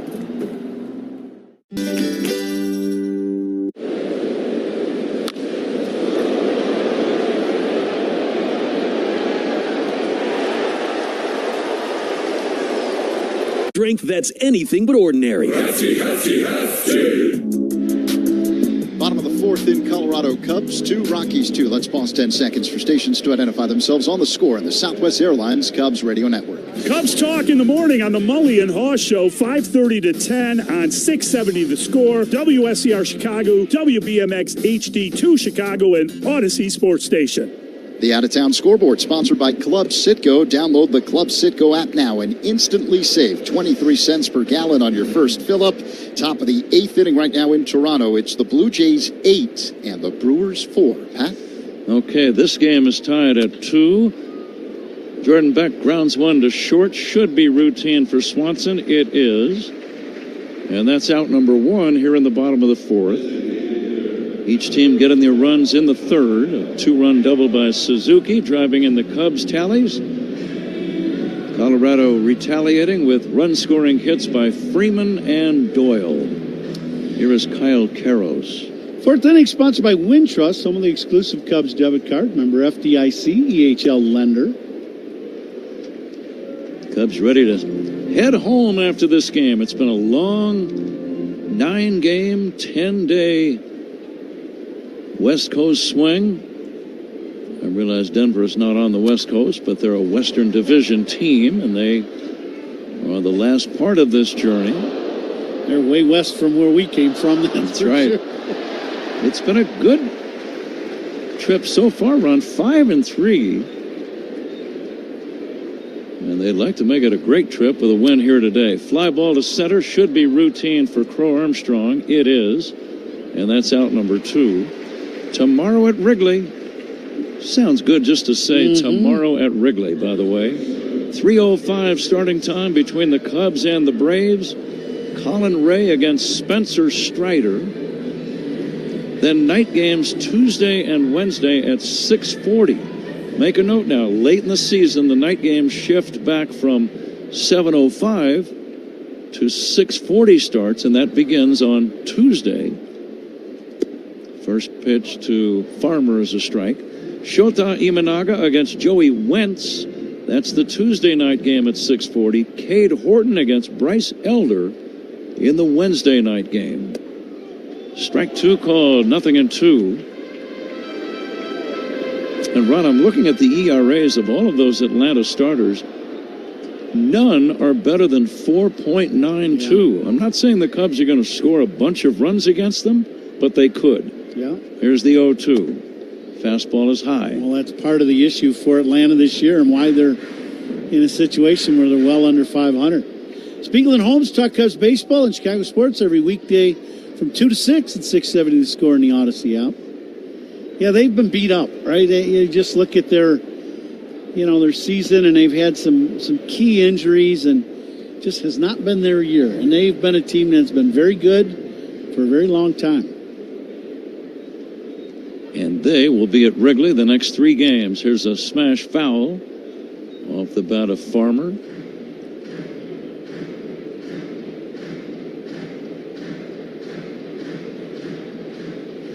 We'll get the attendance here soon.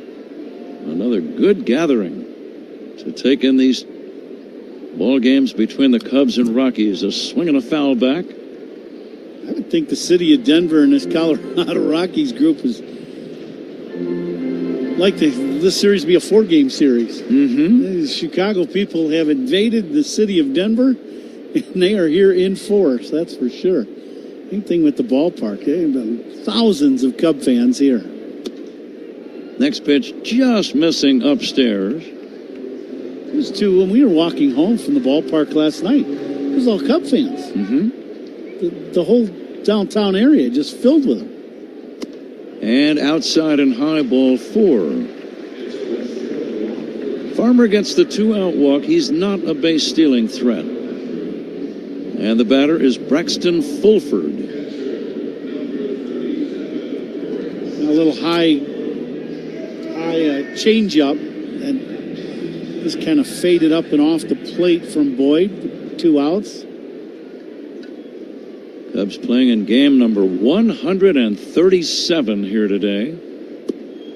That means after this one, Ron, 25 games to play. That's it. Wow, that's amazing. When you start with 162 and you get down to 25. Yeah. Here comes the set and the 1-0 pitch on the way to Fulford. And he swings and misses at a nice change. First out in this inning is brought to you by Xfinity. The Wi-Fi is booming. Yeah, September 1st, right? Tomorrow. Yeah. Labor Day. Here comes the 1-1 from the veteran left-hander Matthew Boyd. Fisted foul off to the right out of play. The Rockies, with their loss last night, dropped to 60. That's 6-0. 60 games below 500. 38 and 98. And the 1-2. Swinging a foul out of play. Now, I've covered teams. That's hard to match. I've covered some teams, even a Cub team that lost 100 games. They're not fun. No. This team is going to go well beyond 100 losses. Yeah, you feel for everybody. You feel for the players, the coaching staffs, you know, talking to the opposing broadcasters. It's just been a long year for them. The 1-2 is taken down low.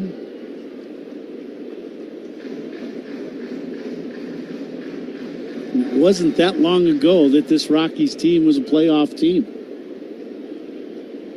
They had some powerhouses here. And now the 2-2 instead of tossed to first. Think about guys like Larry Walker and Todd Helton and Dante Bichette, Ellis Burks, just among others. Man, they had some teams that just could put a hurt on you.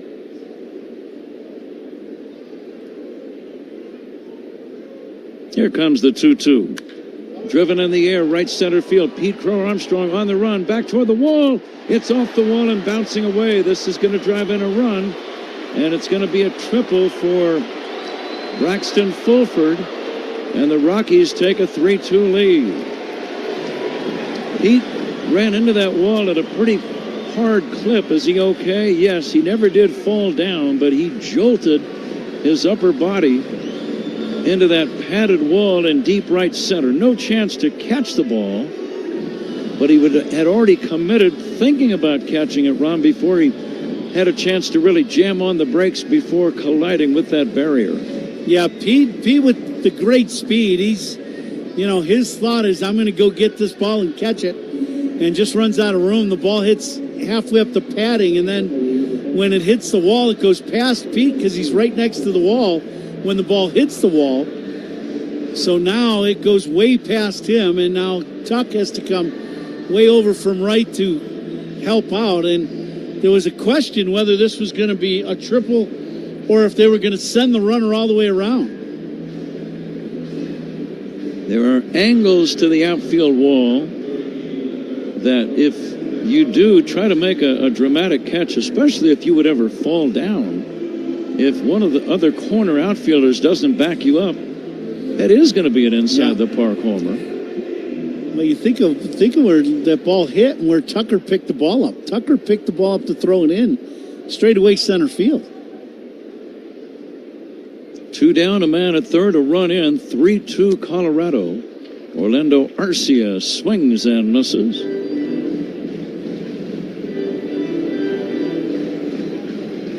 Michael Busch at first, holding the hand up to the sky as if the next ball might be popped up to him. He wants to be prepared. And Arcia swings and fouls it back. 0-2. You probably did that a few thousand times, constantly checking to see where the sun was. Yeah, especially in ballparks like this where nothing is easy here. You know, when the ball goes up in the air, the wind and the high sky, very difficult.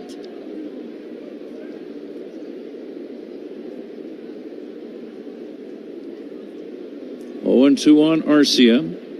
Arcia had a single his first time.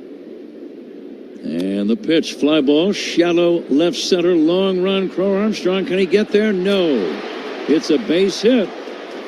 And a run scores, and the Rockies lead 4-2. A pop fly single into shallow left center. Just no chance for Pete to get there. Well, once again, we've talked about a few of these hits. That triple was a Colorado triple, right? You play here in Coors Field, that's the triple that you get here in this ballpark. We've seen a bloop down the right field line, and now this ball, you know, the outfielders have to play so deep that these short little fly balls that would be outs in other parks are base hits here. Ryan Ritter showing bunt. And he fouls the first pitch off. Ritter saying, I got hit by the pitch. Yep. He's ready to take his base. Matthew Boyd indicated a foul tip, and now the umpires are going to get together. Ritter thought he got hit. Bacon, the home plate umpire, did not call that a hit by pitch. So then they're going to look at it. That's what they're waiting now, yeah. The question would be whether Ritter actually bunted at the ball, and now that's what counts as saying, hey, are we appealing this? Warren Schaefer is the manager for Colorado these days. Counsel out talking to the crew chief, Alan Porter. I have not yet seen a replay run. I haven't either. No, I have not. I think they're trying to just... Colorado is a foul ball. Colorado is challenging that the batter was hit by the pitch.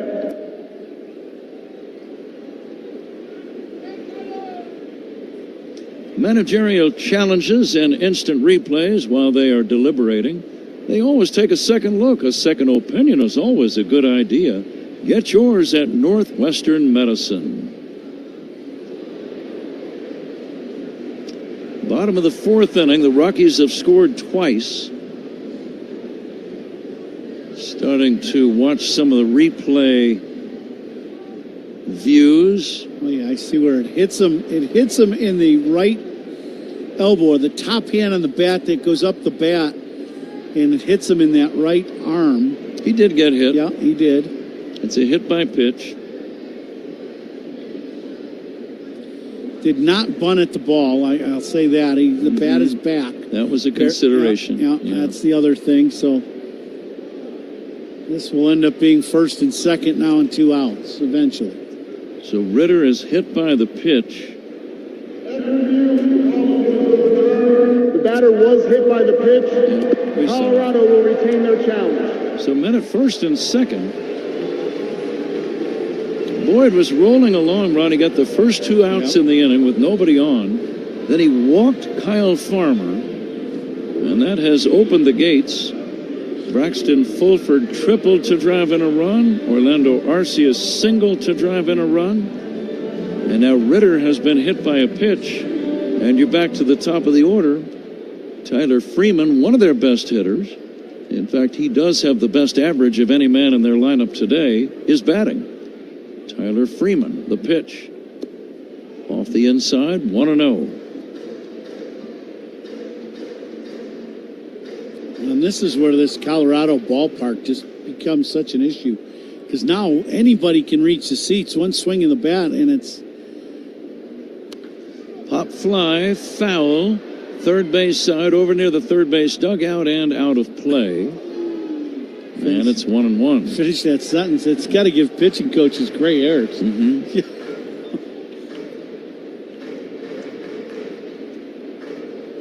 Yeah, until you get the third out of the inning, you're always kind of somewhat holding your breath. Sure.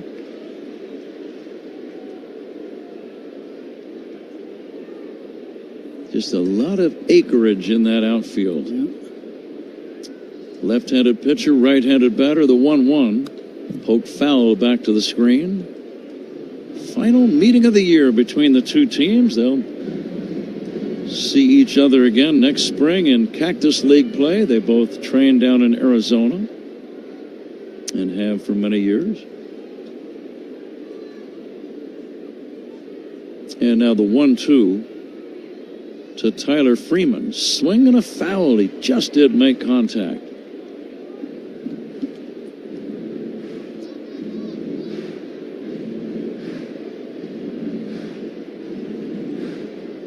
Pitchers many times run up pitch counts much higher than they would in other yards here. You gotta work carefully. And now the 1-2. Pop fly. This one is playable. Right side for Bush. Blocking out the sun with his bare hand, makes the catch to end the inning. But the Rockies score twice to take the lead. As Zach Zaidman will join Ron Comer in a moment, we go to the fifth inning.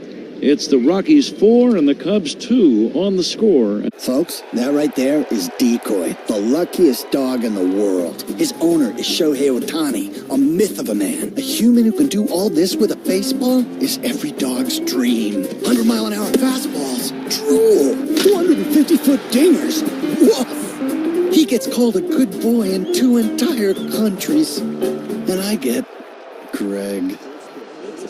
I just hope all that fame doesn't go to his head.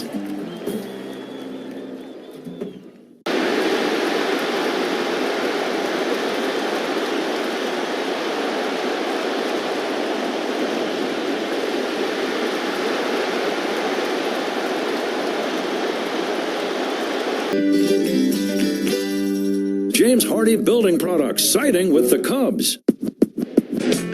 Top of the fifth here in Colorado. Cubs playing catch-up. It's a 4-2 lead for the Rockies. We're coming to you live all season long from the Invesco QQQ broadcast booth. Proud ETF partner of the Chicago Cubs. Matt Shaw shows bunt, pulls it back, doesn't matter, takes a strike, a slider that spins into the zone from right-hander Tanner Gordon. 0-1. Shaw, the number 8 hitter in the Cubs lineup. He singled his first time up. Gordon deals, Shaw swings, and it's a high fly ball down the left field line, but hooking way foul out of play. 0-2. Cubs struck first, took a 2-0 lead in the top of the third on a 2-run double by Seiya Suzuki. Rockies scored twice in the last of the third to tie it up at 2, and 2 more times in the bottom of the fourth to take the lead. Braxton Fulford, the catcher, with an RBI triple to break the tie. Here's the pitch. Shaw swings and misses, and a fastball, strike 3, 1 away. Good high gas from Gordon. And Gordon has been on a little bit of a roll. You know, last couple innings, he's made some good pitches. It looks like to me, all of a sudden his command has gotten better and he stayed out of the middle of the plate. So here's Reese McGuire-Coombe with 1 away. The pitch, he swings, pulls one, line drive down the right field line. It drops foul. Boy, that didn't miss by much. It hooked, it was going down into the corner, but about a foot foul going down that right field line. So 0-1 on McGuire. 4-2 Rockies with 1 down here in the top of the fifth. The finale of this 3-game set at Coors Field. Third baseman Arcia playing in the pitch. McGuire dribbles one right back to the mound, fielded by Gordon. He fires a strike to first, 2 away as McGuire is retired. Gordon is throwing the ball exceptionally well, only giving up 2 hits or 2 runs in the game. He's given up a few hits, but nothing outrageous. Only 4 hits for the Cubs, but pitch count's still in really good shape, too. He's only at 53 pitches here in this 5th inning. Michael Busch stands in. He swings and pops it foul out of play off to the left, 0-1. Yeah, Gordon's retired 6 in a row now since the Suzuki 2-run double in the 3rd. Righty-lefty matchup with Busch at the plate. He's 1 for 2. The pitch. Foul back by Busch, 0-2. Neither team homered last night. A 4-3 Cubs victory over the Rockies. And so far today, neither team is homered.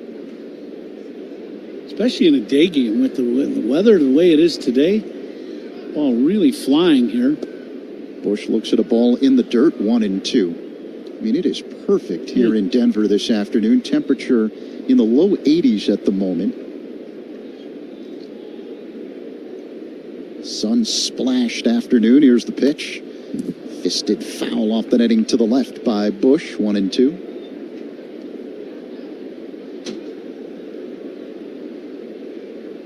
Kyle Tucker on deck. Hoping to get a chance to hit here in this 5th inning. 2 away, 1-2 the count on Busch. Gordon delivers. Low, 2-2. Cubs started the road trip with a 3-game sweep of the Angels in Anaheim. Got swept in 3 games in San Francisco as Gordon deals. Called strike 3. Borderline pitch right along the outside edge. Fastball clocked at 95 miles per hour. Cubs go down in order here in the top of the 5th. Middle 5, Colorado 4, the Cubs 2 on the score, and the Southwest Airlines Cubs Radio Network.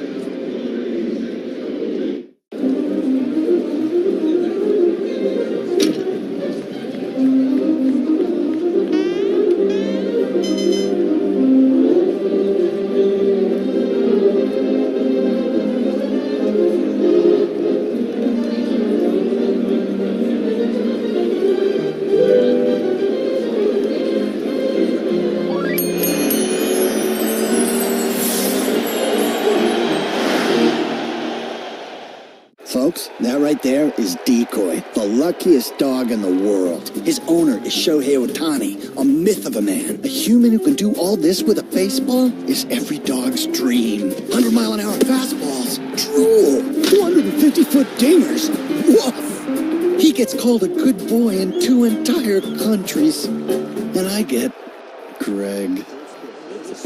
I just hope all that fame doesn't go to his head. This time can't get it, and neither could the fan. Boy, just when you don't wear flip-flops. Caminero strikes out, and the bat gets a 7.5 on the distance. But it's stuck to the landing. That's poked in. That hits the umpire. The ball is in play, and it's a base hit for Frazier. Roberto Ortiz did what he could to try and get out of the way. Couldn't. Took the wrong direction. He just didn't know which way to go.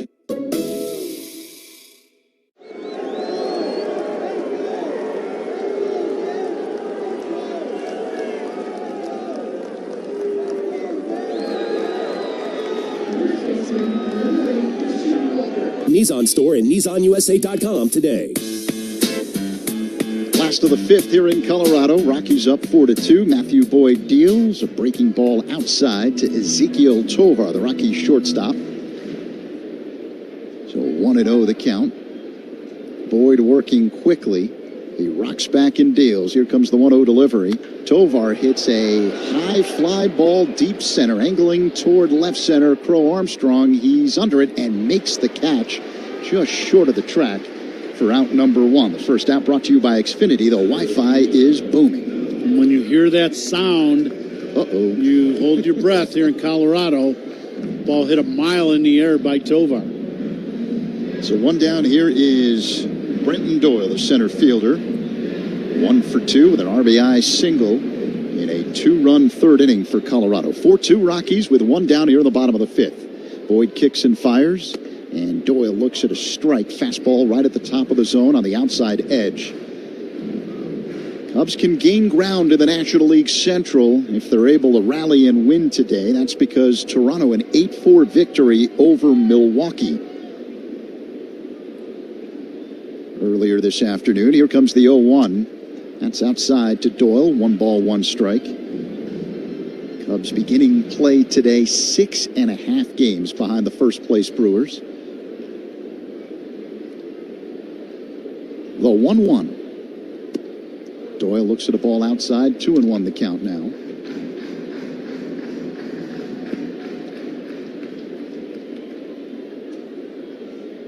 Now the pitch. And a line drive down the left field line. Racing over Happ. Does he have a play? Yes, he does. Makes a running catch right near the corner for out number 2. This ball hit in the air, and I think it just kind of jams Doyle enough to keep it in the ballpark as Happer goes down the line, catches it about 10 to 15 feet in front of the wall down into the corner. So 2 away here in the bottom of the 5th, Coom, and the batter is Jordan Beck. The Rockies cleanup man today, right-handed hitter. The pitch. Called strike. Fastball right down the middle. 0-1. Get ready, Cubs fans. On Sunday, September 21st, Cubs Charities is hosting the 20th annual Race to Wrigley 5K charity run, as that pitch is in there for strike 2, a fastball at the bottom of the zone. The Wrigley 5K charity run presented by AbbVie, live at Wrigley Field and virtually. Don't miss your chance to be a part of this annual Wrigleyville event. Sign up now at racetowrigley.com. Boyd works his motion. Here comes the 0-2. Outside to Beck. 1 ball and 2 strikes. And I learned something about that race the other day. You can do it virtually. Yeah. Now, it doesn't mean you just sit there in front of your screen. You're actually running. I would assume so. Yeah, the 1-2 is a swing and a miss. Strike 3 as Boyd gets Beck with a rising fastball.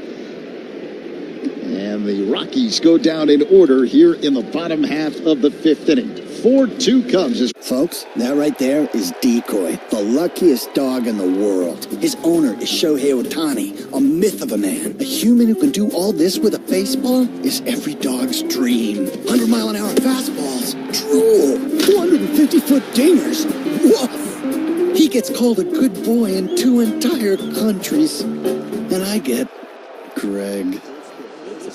I just hope all that fame doesn't go to his head.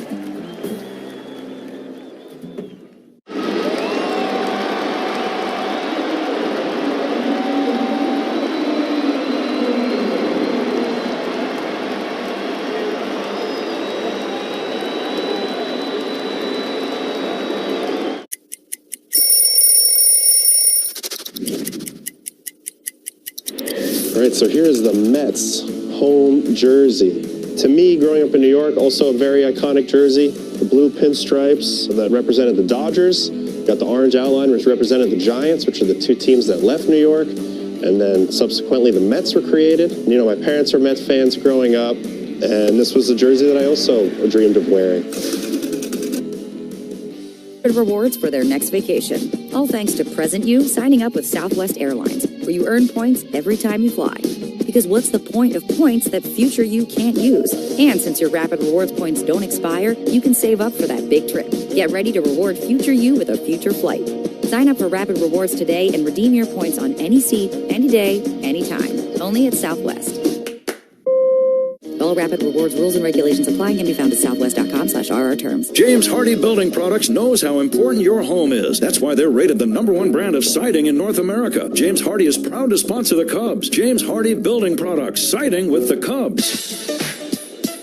Kyle Tucker's on deck for the Cubs. Who's on deck is brought to you by TimberTech Decking and Railing. Everything wood should be. Visit TimberTech.com. Guys? All right, Zach, thank you. 6th inning, Kyle Tucker first up. And the first pitch to Kyle, taken for a strike. 4-2 ball game. You see very few low-scoring games in this park. You never used to see them, but since the days when they put the humidor into effect, you see more. When this park first opened, Ron, in the mid-1990s, 10-9 was like an average score for every game. I think the players have something to do with it, too. Those were pretty stacked teams for Colorado. Yeah, that's a factor. There's a line drive in the right center, a base hit. Leadoff single for Kyle Tucker. And let's see if that sparks a rally. It's his second hit of the game. I like that Kyle goes out and gets this pitch away and stays through the middle of the diamond. And that is a big plus for the Cubs. Boy, the Cubs need the month of September for Kyle Tucker to heat up. And if he does, good things are going to happen for the Chicago Cubs the remainder of this year. Seiya Suzuki drove in the Cub runs with a 2-run double back in the third. And he'll take a strike. Let's see what's on tap here in the sixth inning, sponsored by Flight by Yingling, the next generation light beer. And Zach was talking about it. There has not been a home run yesterday's game or the first half of this game. This would be a good time for one. Seiya takes outside. Gordon has kept the pitch count down. Yeah, he really has. 64 pitches with 5 innings of work, so just over, 12 pitches per inning? Very economical. Toss to first. Tucker dives back in. And the other thing along with that, he's given up 5 hits now with that one here to Tucker. But, again, no home runs. So he's kept the ball in the ballpark here in a great hitter's day here in Colorado. Seiya drives it foul, left side. Milwaukee has lost their game. Toronto able to beat them 8-4. Cubs began the day 6.5 behind the Brewers. So if they can rally and win, they can get to within 5.5. And the 1-2, it's down low. Now the Cubs are looking good, relatively speaking, in the wild card situation. The Cubs, the number 1 wild card team, with a 5-game cushion over the third place team, which is the cutoff. The top 3 teams make the playoffs. Seiya takes strike 3 call. Fastball got him, and that's out number 1. Cubs are the number 1 wild card team right now. San Diego number 2, and the Mets hold down the 3rd spot. And right now, nobody really knocking on the door to remove any of those 3. The Reds are 5 games behind the Mets. Arizona and the Cardinals both 5.5. Here's a little tapper foul off the bat of Ian Happ. Yeah, that's kind of an odd thing. It really is. I shouldn't say never, but very seldom happens where, that last wild card spot, it usually goes down to the very last game or two, and there's 3 or 4 teams all vying for that final spot. And it could happen again this year. It could. But right now, there's a gap between the top 3 wild card teams and the rest of the bunch. Ian Happ takes outside. Naturally, you'd like to win your division. That's a given. You might get a bye in the opening round of the playoffs. That's big. But the whole goal is to get in the playoffs. Swinging a foul off to the left out of play down the left field line. Because history has told us, Ron, even wild card teams are quite capable of going all the way to winning the World Series. Absolutely. So much of the playoffs, you get past that first wild card round, and now you get into this regular playoff setting. So much of it has to do with who's hot at what time, who's healthy at that time of the year after 162-plus games. Happ hits it foul out of play. So much of the Cubs' 2016 World Series championship was about the key Cub players being healthy. Their starting rotation was healthy. Their bullpen was not. But their key players were healthy on the field, the 8 position players. The pitch to Happ is taken, strike 3 called. Back-to-back called third strikes in this 6th inning. And Tanner Gordon just rolling along. Rockies leading the ball game by a score of 4-2. And now 2 down, and Tucker's still at first, and the batter, Pete Crow Armstrong. Cubs need a long ball. He's swinging a foul back out of play. Yeah, Gordon, we talked about it earlier, and early in the ball game, he was losing pitches in the middle of the plate. Cubs hitters were whacking him pretty hard. They drove in a couple runs in the third, but there were a lot of loud outs also, line drive bullets. And since about the third, Gordon has settled in, and he's really hitting his spots. Pete out in front again, swings and fouls it away. Crow Armstrong 0 for 10 in the 3 games in this series. And I think this is one of the parks where the hitters, almost all to a man, look forward to playing series here. Yeah. And the 0-2. Look out. Pete spins away from a pitch up around his right shoulder. And that one was close. Yeah, that one was high and tight. That's the second one now that has spun Pete away from home plate. That's been up and in, and this one real close. That one right about at the jaw level inside. That's twice. Now it is 1-2. Cubs down by 2, inning number 6. Cubs with only 5 hits in this game. And the pitch taken down low in the count 2-2.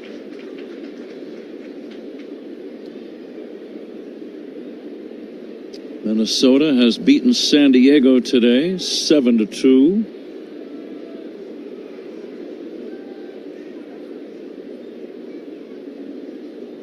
Now the 2-2 by the Rocky right-hander. Low and outside, 3-2. I can't tell if there's any activity. Yep, there is in the Colorado bullpen. Yeah, they got a right-hander warming up. Full count on Crow Armstrong. Tucker leading at first. There he goes. And the pitch outside, ball 4. So now 2 men on, 2 down. And Dansby Swanson is due up. Let's see if it will be against the starter or if they go to the bullpen. I think this is the pitching coach coming out, so they're going to keep Gordon in the game. Darryl Scott is the pitching coach. By the way, walks to Cubs batters. A reminder, walks are always sponsored by It'sNotAGameIllinois.com. Remember, a walk is free. A DUI is not. Drive sober or get pulled over. Swanson, the batter. Dansby's been one of the best-looking hitters in this series. 6 RBIs on Friday night. He had 2 homers and a triple in that game. And right now, he would love to get a hold of one and turn this game around. Yeah, Cubs need a big swing of the bat with some runners in scoring position. 2 men on and 2 outs. Dansby hit an absolute rocket to left in his first at-bat, but right at the left fielder back. First pitch, what might you be sitting on here, Ron? Well, Dansby's been seeing a lot of breaking balls. I would guess that you would probably, if I were Gordon, I would not throw him first pitch fast, but he's probably going to see a breaking ball away, would be my guess. Here's the pitch to Dansby, down low for a ball. Zach points out there is a right-hander in the Rocky bullpen warming up. His name is Angel Chivilli. In that last name, Zach, is there an emphasis on any one of those syllables? Please say yes. Here's the 1-0 pitch. Taken down low, and the count now 2-0 on Dansby. No, it's just Chivilli. I beg your pardon? You heard it. Chivilli. Chivilli. So no emphasis on any one more than the other. Correct. Okay. Here's the 2-0 to Dansby. And he'll hit a ground ball to third. Gloving it is Arcia Arcia steps on the bag to force the runner, Tucker, and that ends the inning. Cubs don't score. We go to the bottom of the 6th inning. Rockies 4, Cubs 2. This is the Score and the Southwest Airlines.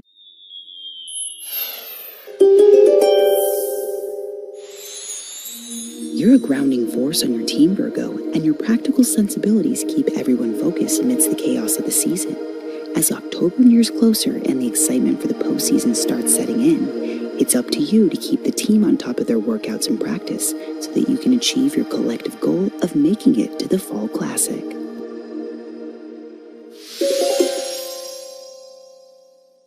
Folks, that right there is Decoy, the luckiest dog in the world. His owner is Shohei Ohtani, a myth of a man. A human who can do all this with a baseball is every dog's dream. 100-mile-an-hour fastballs, drool, 250-foot dingers, woof. He gets called a good boy in 2 entire countries. And I get Greg. I just hope all that fame doesn't go to his head.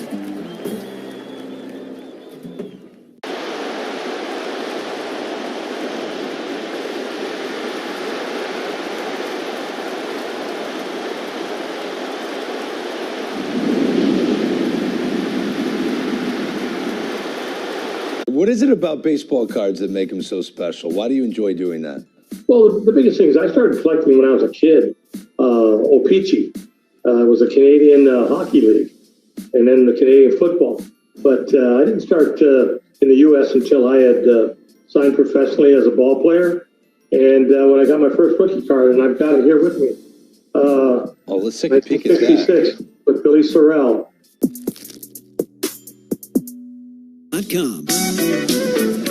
League leaders are sponsored by American Sail. Bring the fun home. Aaron Judge leads the majors in batting average. He's hitting .325. Cal Raleigh, the home run leader, with 50. Former Cub Kyle Schwarber, 119 RBIs to lead the majors.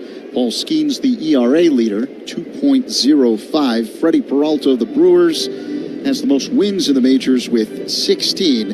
And Carlos Estevez, the saves leader, 36 for the Royals. Pat? That is quite a few, Zach. Thank you. 36 for Estevez. We go to the bottom of the 6th inning. Cubs starter Matthew Boyd has not pitched badly. He has allowed 4 runs on 6 hits. Kyle Karros fouls it away off to the right, out of play. 1 ball and 1 strike. Rockies on top 4-2. We'll be talking about some baseball history as we move along. This date in baseball history brought to you by villageofbedfordpark.com. Now's the time to make history for your business in Bedford Park. Karros pulls it foul on the ground. We were talking about Sammy Sosa going into the Cubs Hall of Fame here in this upcoming month.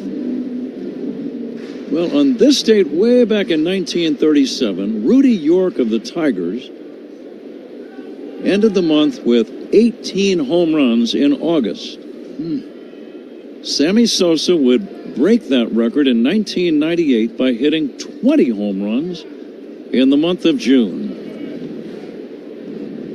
But that record stood for some 51 years between 1937 and 1998. How about 61 years? Wow. Swinging a fly ball behind shortstop, ranging in. Crow Armstrong gets there after a long run, and that's out number 1. 1 gone, 6th inning. Kyle Farmer coming up.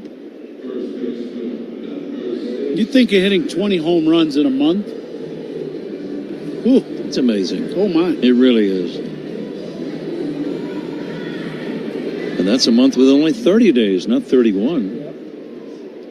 Well, we were looking at a trade that was consummated on this date in 1990 that kind of changed baseball history in several towns. The Red Sox wanted to get Larry Anderson in a deal from the Astros. And in those days, and I think here's a fly ball to shallow right, Tucker's going to make the catch, battling a tough sun, but he makes the catch. 2 down. But there are baseball rules, have been and still exist today, that you have to acquire guys by this day, the last day of August, in order for a guy to be eligible for postseason play. That's right.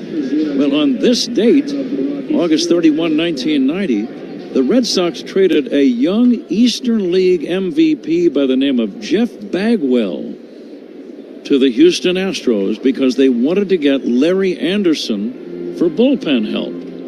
And that's a deal that the Red Sox will forever regret. Oh, man. Bagwell, Rookie of the Year, League MVP, and Hall of Famer. High pop fly foul right side over is McGuire. The catcher makes the play, and that's out number 3. Boyd pitching another good game. Let's see if the Cubs can get him some runs. As we go to the 7th, it is Colorado 4, Cubs 2. This is The Score on the Southwest Airlines Cubs Radio Network. Join us for some Cubs talk every morning. Mully and Haw. That's Gus Judge. His owner is Aaron Judge, captain of the Yankees. His dog park is Yankee Stadium. Ooh, I'd bowl in that grass for days. Betty gets to fetch those dingers. I'm sure Aaron chases him like that around the house. Aaron's also the nicest human ever. Just not to baseballs. My human, he eats shredded cheese by the handful. I hope Gus knows just how good he's got it.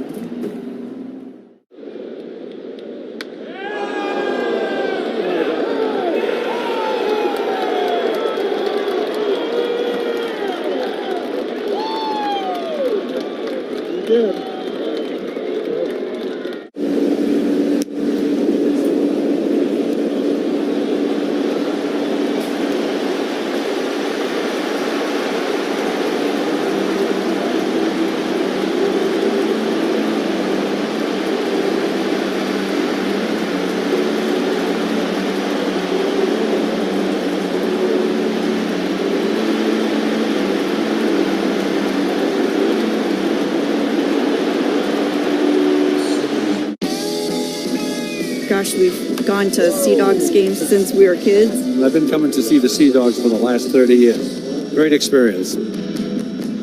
Everybody here is just bends over backwards to help people out and wish the world was like it is right here at the ballpark.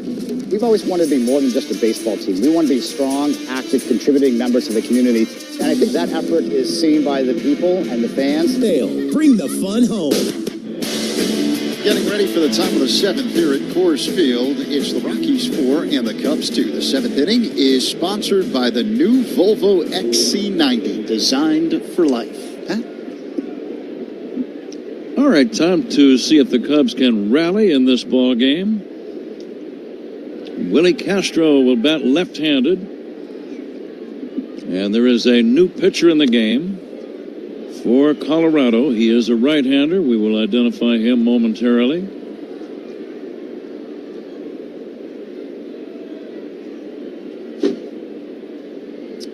Hill? First pitch in there for a called strike to Castro. Jaden Hill. See how Jaden has done this season. Always works from the stretch. Castro breaks his bat, bounces one slowly to a charging Ritter at second, who scoops it up and lobs it to first. That's out number 1. Castro 0 for 3. The batter, Matt Shaw. Cubs got their runs in the 3rd. Singles by Shaw and Bush preceding a 2-run double by Seiya Suzuki. 41 Peralta, warming for the Cubs. 37 Porter Hodge. 37 Hodge, warming for Chicago. You might have heard that. Porter Hodge joined the Cubs within the last day or two. He's been out for a while with injuries, and he's ready to go today if needed, or he will be soon. Let's see if Matt Shaw can get on against Jaden Hill. Fastball strike. This guy looks like he can bring it. Yep, he's getting it up there about 95, 96, 97 miles an hour.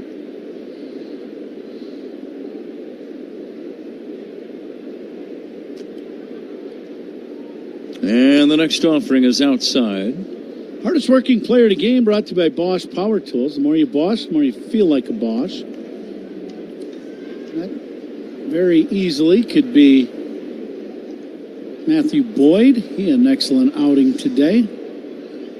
Pitching changes by the opposition, sponsored by Sloan. the official water efficiency partner of the Cubs and leader in smart water and commercial restroom solutions. Visit Sloan.com as Shaw strikes out swinging, chasing a big roundhouse curveball that ended up a good 2 feet outside. Yeah, he swung and missed at a fastball and then got the slider and was on the fastball speed and way out in front, pitched well off the plate away. Jaden Hill wears the number 0 on his back. At least that's what the data says here. But yeah, it's a 0 out there. Now, would 0 even be considered a number? I guess it would be. It is today. It is in this discussion, right? 0-1 pitch is low and inside. I don't know if they gave me some number options if I came to a team, if I would ever pick 0. Would you? No, it's 0. It would not make you feel all that significant. Yeah. Swinging a foul off to the left, out of play. Coming to you live all season long from the Invesco QQQ broadcast booth, proud ETF partner of the Chicago Cubs. Now, Zach Zabin is very mathematically inclined. He has some data regarding whether or not 0 is considered a number. Okay. I'm quite the opposite, by the way, of mathematically inclined. Here's a pop fly shallow center, and Tovar, the shortstop, makes the catch. Cubs doing very little on offense today. We go to the bottom of the 7th inning. Rockies 4, Cubs 2 on the Score and the Southwest Airlines Cubs radio network. Hey, Chicago, this is Owen Case. That's Gus Judge. His owner is Aaron Judge, captain of the Yankees. His dog park is Yankee Stadium. Ooh, I'd bowl in that grass for days. Bet he gets to fetch those dingers. I'm sure Aaron chases him like that around the house. Aaron's also the nicest human ever. Just not to baseballs. My human, he eats shredded cheese by the handful. I hope Gus knows just how good he's got it.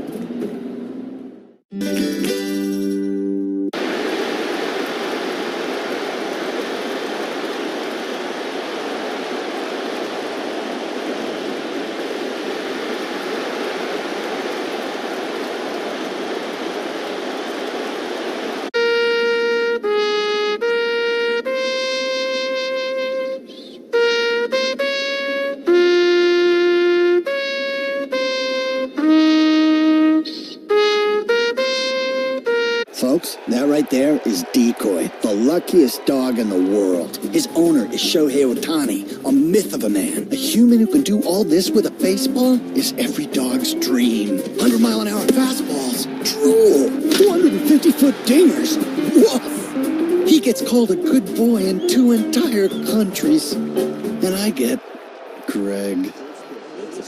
I just hope all that fame doesn't go to his head. So the reason I got to Cooperstown is because I played with Cal and I played with Eddie and I played with some of the greatest players ever. And, you know, I just had to figure out how I did my job. And I was honored to have some of the best players that ever played put on uniforms. And they happen to be Oriole uniforms. If there's ever any doubt that I'm 78, all I got to do is look at my old cards and I know.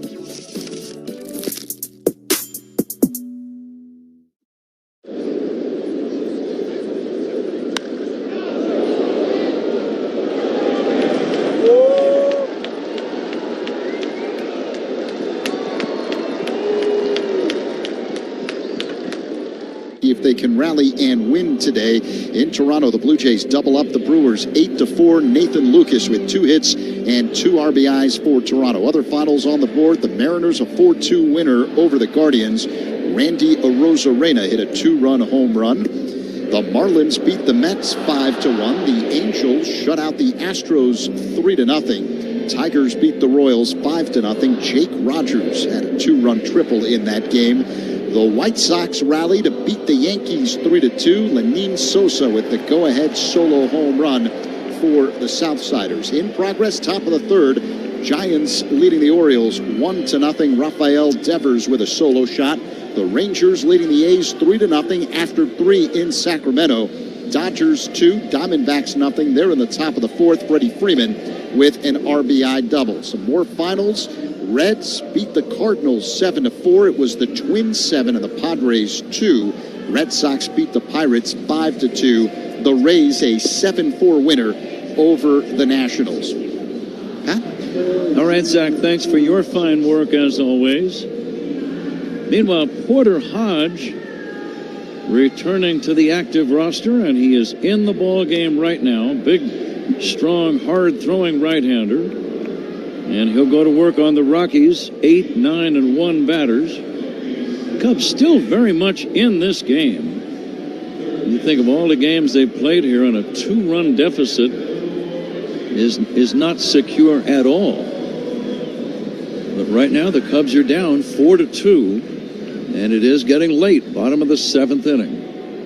And Pat, just to piggyback on something we were talking about at the tail end of the top of the 7th, 0 is indeed considered a number. It's a whole number, a rational number, and a real number. It represents the concept of absence of quantity or emptiness, but functions as a quantity in itself with various mathematical fields. I Googled that. I had no idea before I did so. Well, that's interesting. I'm not sure that... Glad you think so. The word rational didn't seem to fit to me. Here comes the 2-0 pitch, and it's in there for a strike to Orlando Arcia. Ryan Ritter is on deck, and then Tyler Freeman. But I'll go along with that, Zach. Don't ask me to repeat it, please. What was that saying? That saying you said right at the beginning of the ball game? What was that? G. Willikers. There you go. That's what I think of that. When in doubt, just drop a little G. Willikers into the conversation, and then... That kind of fits right in with that answer Zach had. That's perfect. You should quickly exit after you say it. Here's a pitch bounced toward third. Deep, backhanded by Shaw. Long throw, and not in time. The throw bounced in front of Bush, who tried to make a backhanded one-hop, short-hop pickup of the throw and could not negotiate it. That's a base hit. Good try by Shaw. Excellent play by Matty as he goes to the outfield grass behind the bag and makes a long throw across the diamond. Just a little in-between hop for Michael Bush, and ball hits him right in that outer part of that first baseman's glove and just couldn't quite secure it for the out. Orlando Arcia 3 for 3 in the game with that infield hit. And the batter Ryan Ritter. And Ritter takes a strike. Now, Ritter has showed bunt multiple times in this game.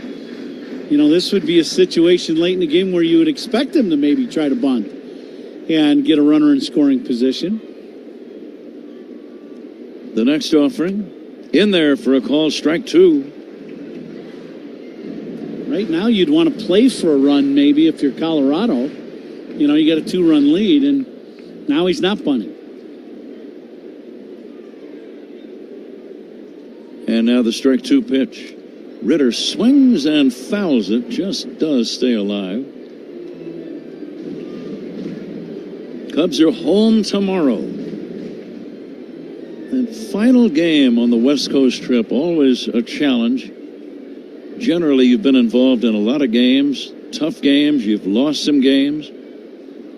Here's a swing and a smash down the left field line. Fair, bouncing into the corner. Arcia rolling into third on a double by Ritter. And now the Rockies threatening to open up a big lead. Second and third, nobody out. Nice little breaking ball from Hodge, and it's a hanger right in the middle of the plate about bell tie, and Arcia smokes his ball down the line. Or Ritter smokes his ball down the line, excuse me. Before Freeman bats, we're going to wait till this first pitch, and then we'll pass along an ID. Infield is in the pitch. Fastball high, 10 for ID on the Score on the Southwest Airlines Cubs radio network.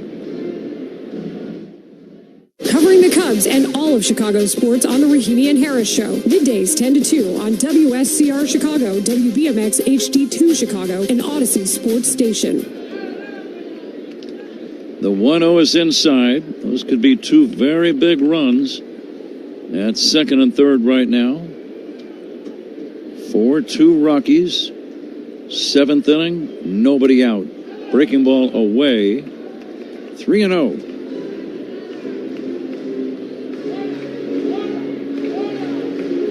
Now let's see if Hodge can come back and get himself. He needs a punch out, but the count is 3-0. See if he can get back into this count. There is a strike. 96-mile-an-hour fastball.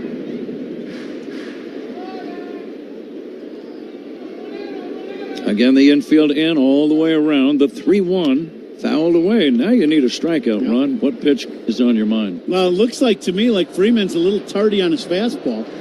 That last one. This might be a good time to go with that fastball in and see if you can get the punch out or a little soft ground ball maybe to Shaw or Swanson. Boy, you could really use that strikeout. The 3-2 taken for ball 4. Got back in the count, but just pulled that last fastball down. No activity in the bullpen. Bags loaded, nobody out. Tommy Hotovy, the pitching coach, heads to the mound. Ezekiel Tovar due up. And we have reached a turning point in this ballgame right now. Hotovy out there talking to his young right-handers. Just got to Colorado this morning. Today's his first day being active.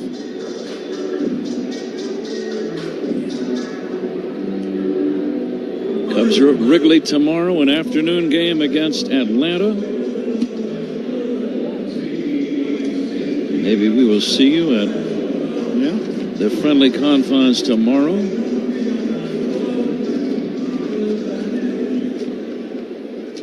All right, ready for the resumption of play. From the stretch, Hodge to Tovar, a swing and a miss.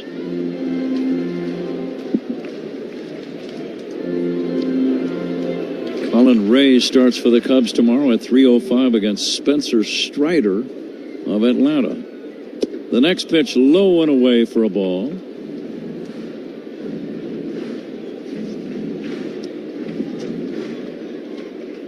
Braves 14 games under 500. That's before today's activity.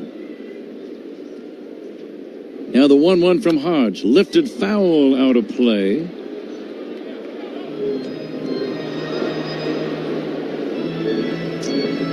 Hodge knows he would really like a strikeout right now, Ron. Yeah, he's thrown some good fastballs. That last one down and away. Probably stay right there. The 1-2. Fastball high, a check swing. Tried to go inside with some good gas and just pitch stayed up and in.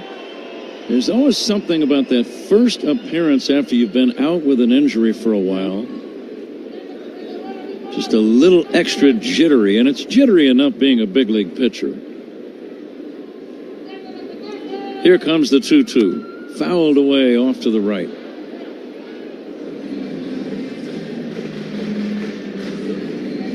Yeah, I think when you haven't pitched in the big leagues for a couple months, it really is. There's a lot to it that goes into it other than just making pitches. You got to deal with a lot of adrenaline.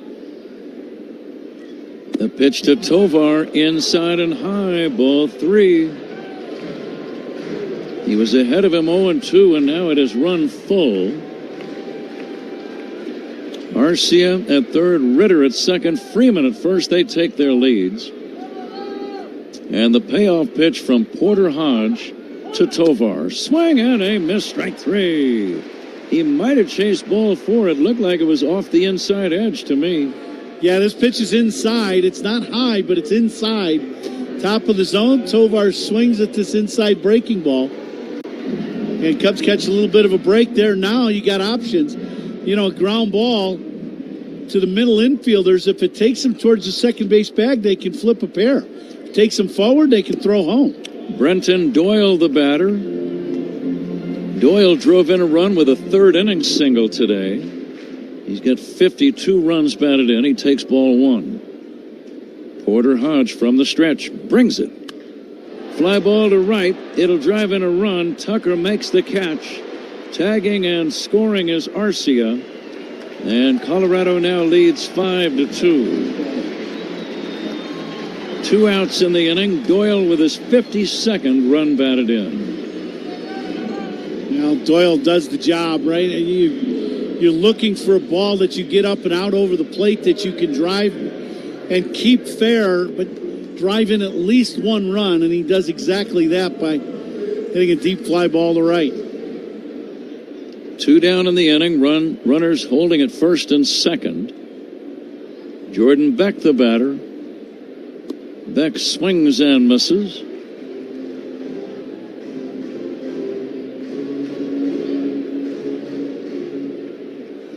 Hodge trying to escape further damage now. 2 outs, men at first and second. Here's a drive foul down the left field line. It's 0-2. What's on your mind, Ron? You got options. You throw the breaking ball. To me, for Hodge in this ballpark, he hasn't pitched here much, and the breaking ball seems to be hanging. That last one stayed up. I like his fastball in this ballpark. The 0-2 fouled away. I don't think he wanted that 0-2 fastball where he just put it. No, that was middle of the plate. I just think for Hodge, he's trying to throw strikes with his best stuff. That's basically what he's trying to do. The next offering. Down low, 1-2. Beautiful sunny day at Coors Field, the final day of August. Plenty of Cub fans here. Hodge trying to keep the Cubs within range. It's 5-2. In this park, that's in range. And the pitch. A balk has been called. A balk has been called on Hodge. Hodge started to make the delivery and then acted like he thought time had been called, Ron. Yeah, I'm not sure what he was thinking. You're right. He starts his delivery, leg comes up, he's going to start making the pitch, and then just kind of stops as his leg comes up, and then he just stops. I'm not quite sure why, but it is a balk. Now men at second and third, a breaking ball away. Very peculiar. Beck with a count of 2-2. A run in, Rockies lead 5-2. The pitch. Down low, 3-2. This inning is a struggle.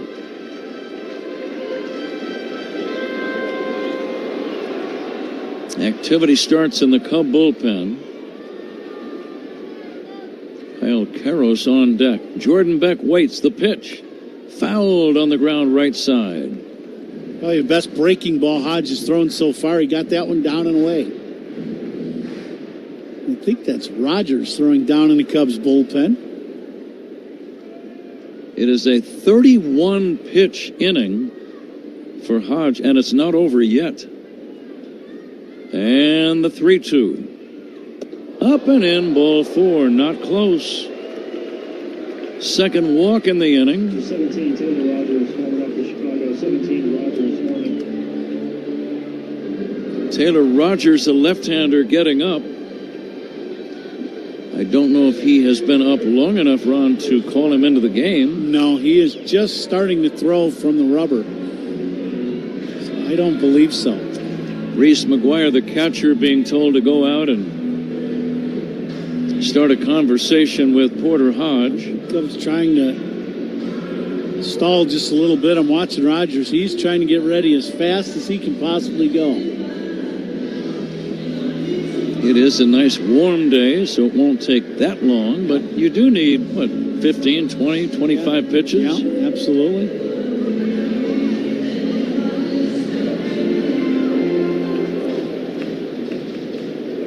Bags are loaded. Arcia had a single, Ritter doubled, Freeman walked, Tovar struck out, Doyle had a sac fly, and now Beck has walked. 5-2 Rockies. Here's the pitch to Kyle Karros, and it's fouled away.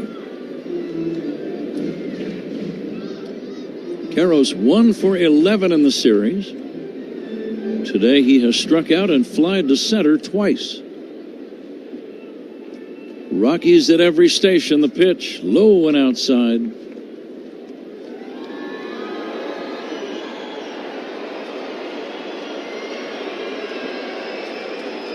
Bottom of the 7th inning, bases loaded.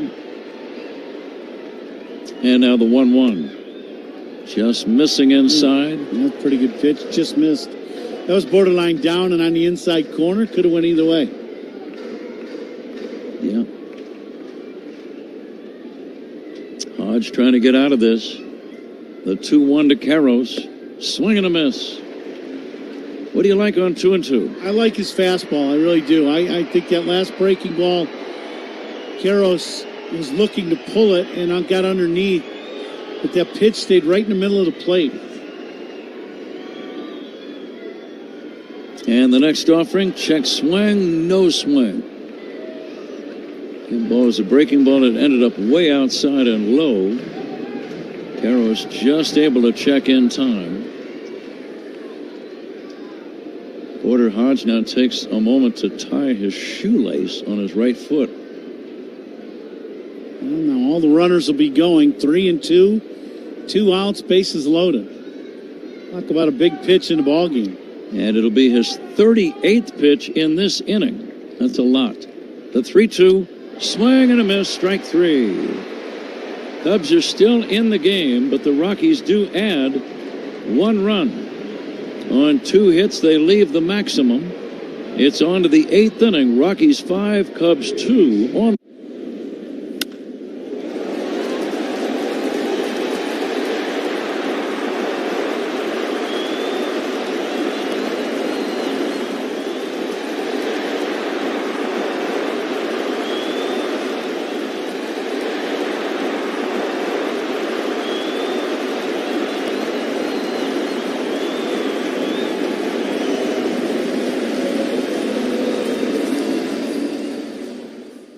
Folks, that right there is Decoy, the luckiest dog in the world. His owner is Shohei Ohtani, a myth of a man. A human who can do all this with a baseball is every dog's dream. 100-mile-an-hour fastballs, drool, 250-foot dingers, woof. He gets called a good boy in 2 entire countries. And I get Greg. I just hope all that fame doesn't go to his head. This time can't get it, and neither could the fan. Boy, just when you don't wear flip-flops. Caminero strikes out, and the bat gets a 7.5 on the distance. But it's stuck to the landing. That's poked and that hits the umpire. The ball is in play, and it's a base hit for Frazier. Roberto Ortiz did what he could to try and get out of the way, couldn't. Took the wrong direction. He just didn't know which way to go.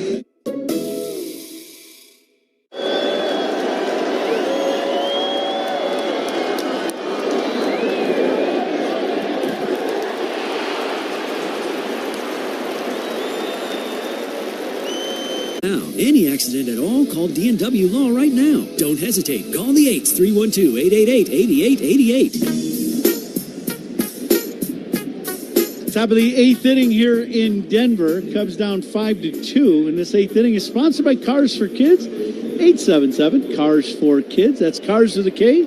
To donate your car today, Patrick. Getting late run. Cubs have a chance to sweep the series, but they need to rally in order for that to happen. Left-hander Luis Peralta, the new Rocky pitcher, facing the top of the order. Michael Busch takes ball 1 outside. 5-2 Colorado.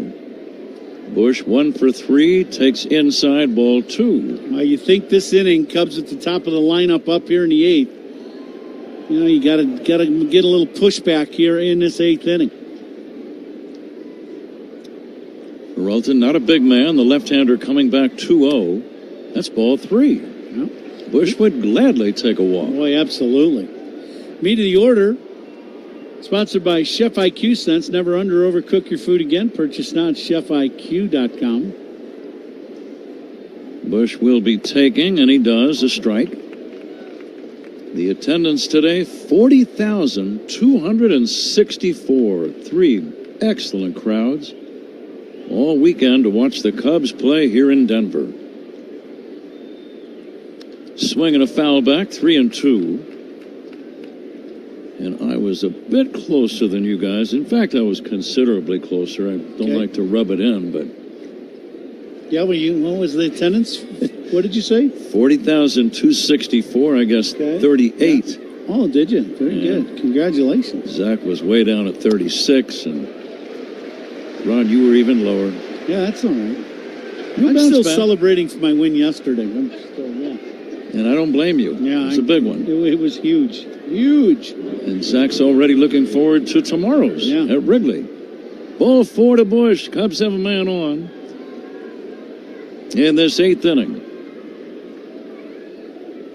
And let's see if that sparks a rally. Kyle Tucker, the batter. Tucker with a double and a single today. Lefty to lefty. Peralta working on Tucker. Curveball is inside. Had that been closer to the zone, Kyle was going to take a big swing. Yeah, he was trying to launch one. There's no doubt about that. Opponent's pitching change is sponsored by Sloan, Fish and Water Efficiency Partner of the Cubs and leader in smart water commercial restroom solutions. Visit sloan.com. Tucker takes a good swing and fouls it back. Walks to Cubs batters. A reminder, those are sponsored by It's Not a Game, Illinois.com. Reminder, a walk is free, a DUI is not. Drive sober or get pulled over. Lefty to lefty, Peralta to Tucker. Outside, 2-1. If Tucker gets on, you got the middle of the order coming up, and they would all represent the tying run at the very least. 57 on Shavini, going for the Rockies. 57 Shavini. More activity now will commence in the Rocky bullpen out beyond the right center field fence. Tucker takes way outside. That pitch not close. 3-1.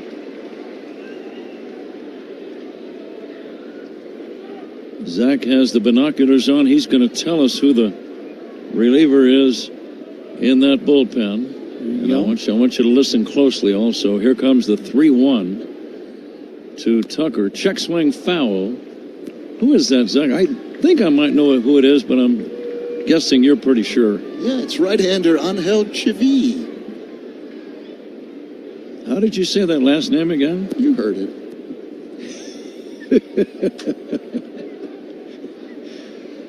Chivi or Chivi? Chivi. That is the question. Now the 3-2 on the way to Tucker. Base hit up the middle. Stopping at second is Bush. Cubs have something cooking. And now let's see if the manager, Schaefer, wants to bring in Chivi. That would be, of course, after Peralta faces his third batter. You're required as a bullpen man to face at least 3 men. Darryl Scott, the pitching coach, heading to the mound. So Tucker with a base hit, his third hit of the day. That's a good sign, Ron. It's also a good sign that the tying run is now at the plate in Seiya Suzuki. Yeah, first of all, Tucker shooting that ball back through the middle for the second time today is very good. And now it's Seiya at the plate. He's doubled, hit a from Suzuki. He's a DH. And that's sponsored by Fireplace and Chimney Authority. Book now, burn later, and skip the rush. I'd like to see him rush one right in the bleachers and left. 2 men on, nobody out. These chairs we have at Coors Field, a little interesting. If you spin around quickly, it makes a rather unusual sound. Yeah? Almost like a used trombone. Oh, how does that sound? I'm not sure you really want to hear it. Kind of like clarinet? Sort of. Yeah, okay. In that same neighborhood. Got it. Now Seiya Suzuki takes outside for a ball. Sounds like a trombone with maybe a towel stuffed.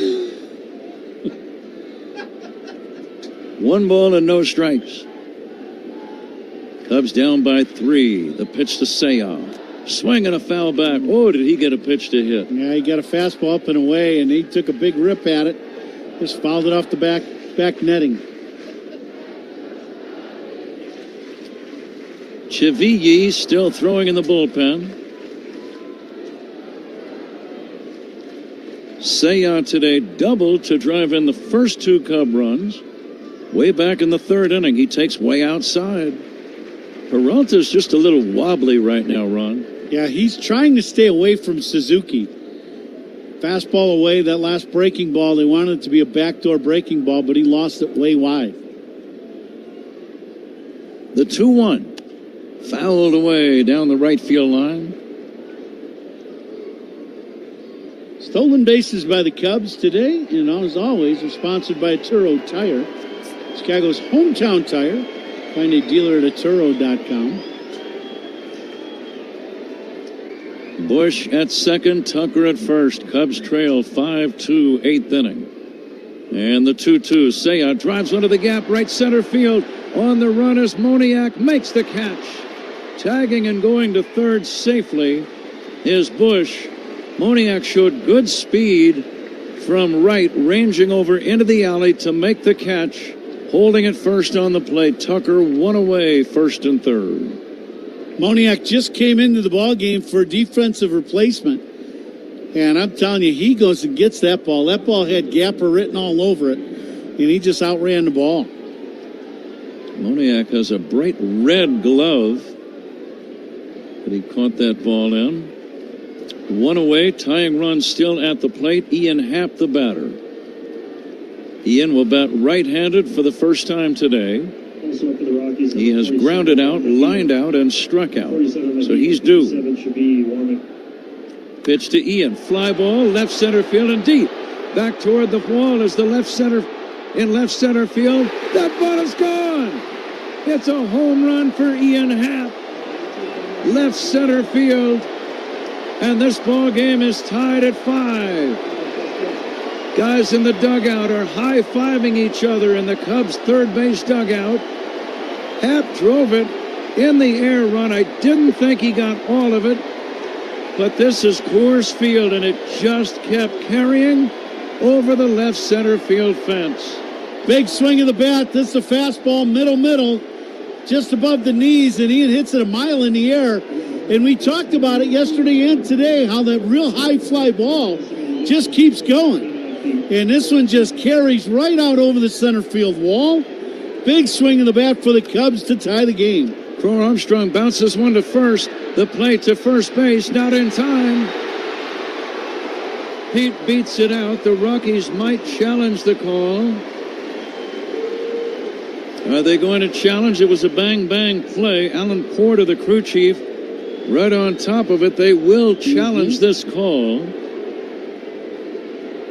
Boy, and what a big swing of the bat for the Cubs. Colorado is challenging. Ball game tied at 5 with one away in the 8th inning. Now, this is a big challenge coming up here, Ron. That's the potential go-ahead run if the call stands. You're absolutely right. And then, you know, with Pete being on first, you got a chance of him stealing a couple bases, or at least one. Getting a second look, not quite sure.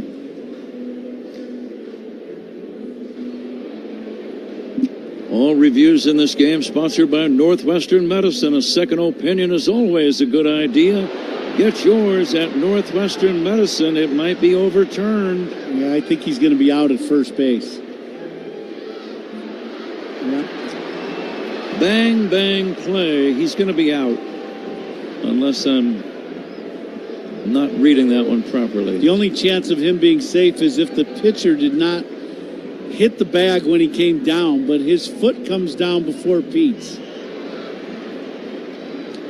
This is going to be overturned, I'm almost certain. I would agree to that. The ball game is tied at 5. Here comes the decision. Overturned. The runner is out. Colorado will retain the He's out, as we suspected. And that's out number 2. 3-1 on the putout. Dansby Swanson due up. Darrell Scott, the pitching coach, to the mound. This is actually the manager now making the call. This is Warren Schaefer, the skipper, making the pitching change. Pitching changes by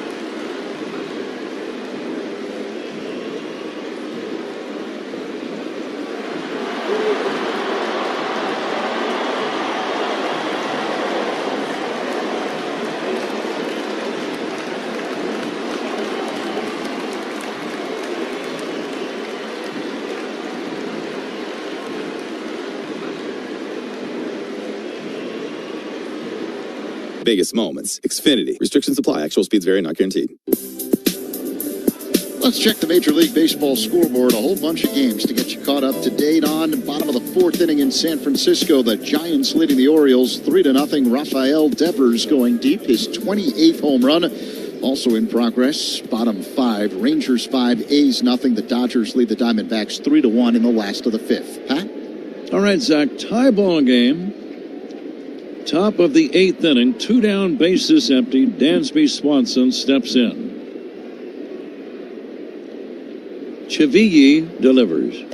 Swing and a miss. Angel Chivilli. Zach, how do we spell Chivilli? It's radio. I just know how to pronounce it. Thanks so much, Zach. Here's the 0-1. Top of your game today, Z. Chivilli.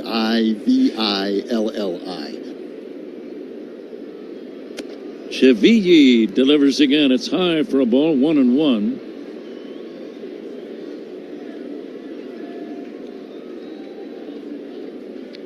Bush walked to lead off the inning. Tucker singled, and Ian Happ one out later with a 3-run homer to tie this game.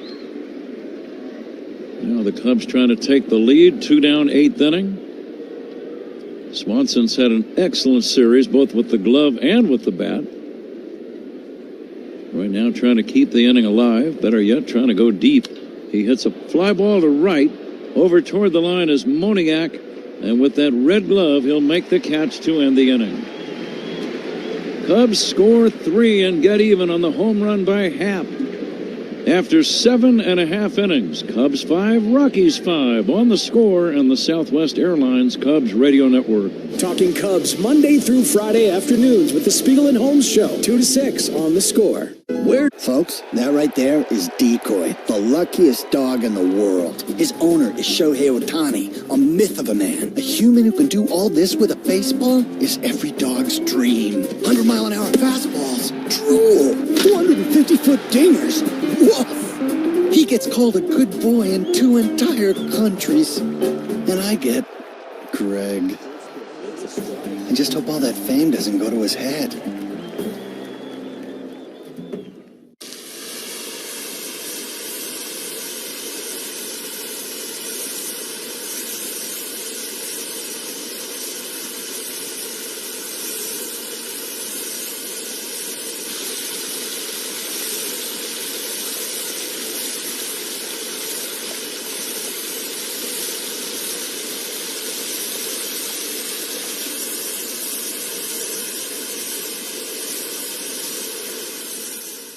So the reason I got to Cooperstown is because I played with Cal and I played with Eddie and I played with some of the greatest players ever. And, you know, I just had to figure out how I did my job, and I was honored to have some of the best players that ever played put on uniforms, and they happen to be Oriole uniforms.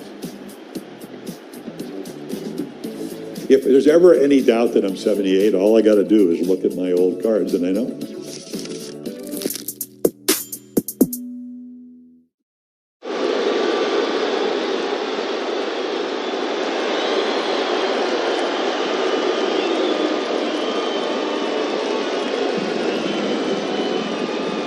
Stream every out-of-market game live or on demand, plus stream MLB Network 24/7 for the entire season. Blackout and other restrictions apply. Visit MLB.tv for details. Pat? New pitcher in the game, Zach. Thank you, Caleb Thielbar. A reminder, please stay tuned for the Toast of the Game ball player, brought to you by Benny's Beverage Depot. If you can't find it at Benny's, it's probably not worth drinking. Ron Coomer will make that call in the 9th inning. Zach Seidman's post-game show, the Verizon post-game show, will follow today's battle between the Rockies and the Cubs. Kyle Farmer, always a threat to hit the long ball, belted a homer on Friday night. And it's that time of the game where, Ron, if you do have power, you're certainly thinking about a home run. Yeah, there's no doubt. And Farmer's one of those guys, veteran player. You got to watch. He's definitely thinking that. The 1-1, bouncing ball to the hole at short, bobbled by Swanson, no play. Would have been a tough chance. When he bobbled it, there was no chance. It's an infield single for Farmer. Yes, ball hit in the hole. I'm really not sure, by the way Dansby had to go after this ball, that if he catches this ball cleanly, which would hit him in the heel of the glove, I don't think he throws Farmer out anyway. And so it is a base hit. Braxton Fulford is the batter. Is he going to swing or lay one down? I did not see any indication of a bunt on that first pitch as he takes ball one. He's 2 for 3, scored 2 runs, a double and a triple, so he's had a very good day today. Coming in and as the backup catcher, swinging the bat well. Swing and a miss. He got fooled on a good off-speed pitch by Caleb Thielbar. Cubs 5, Rockies 5, last of the 8th inning. Milwaukee lost their game today up in Toronto. Here's a pop fly foul over near the first base dugout. It's going to be out of play.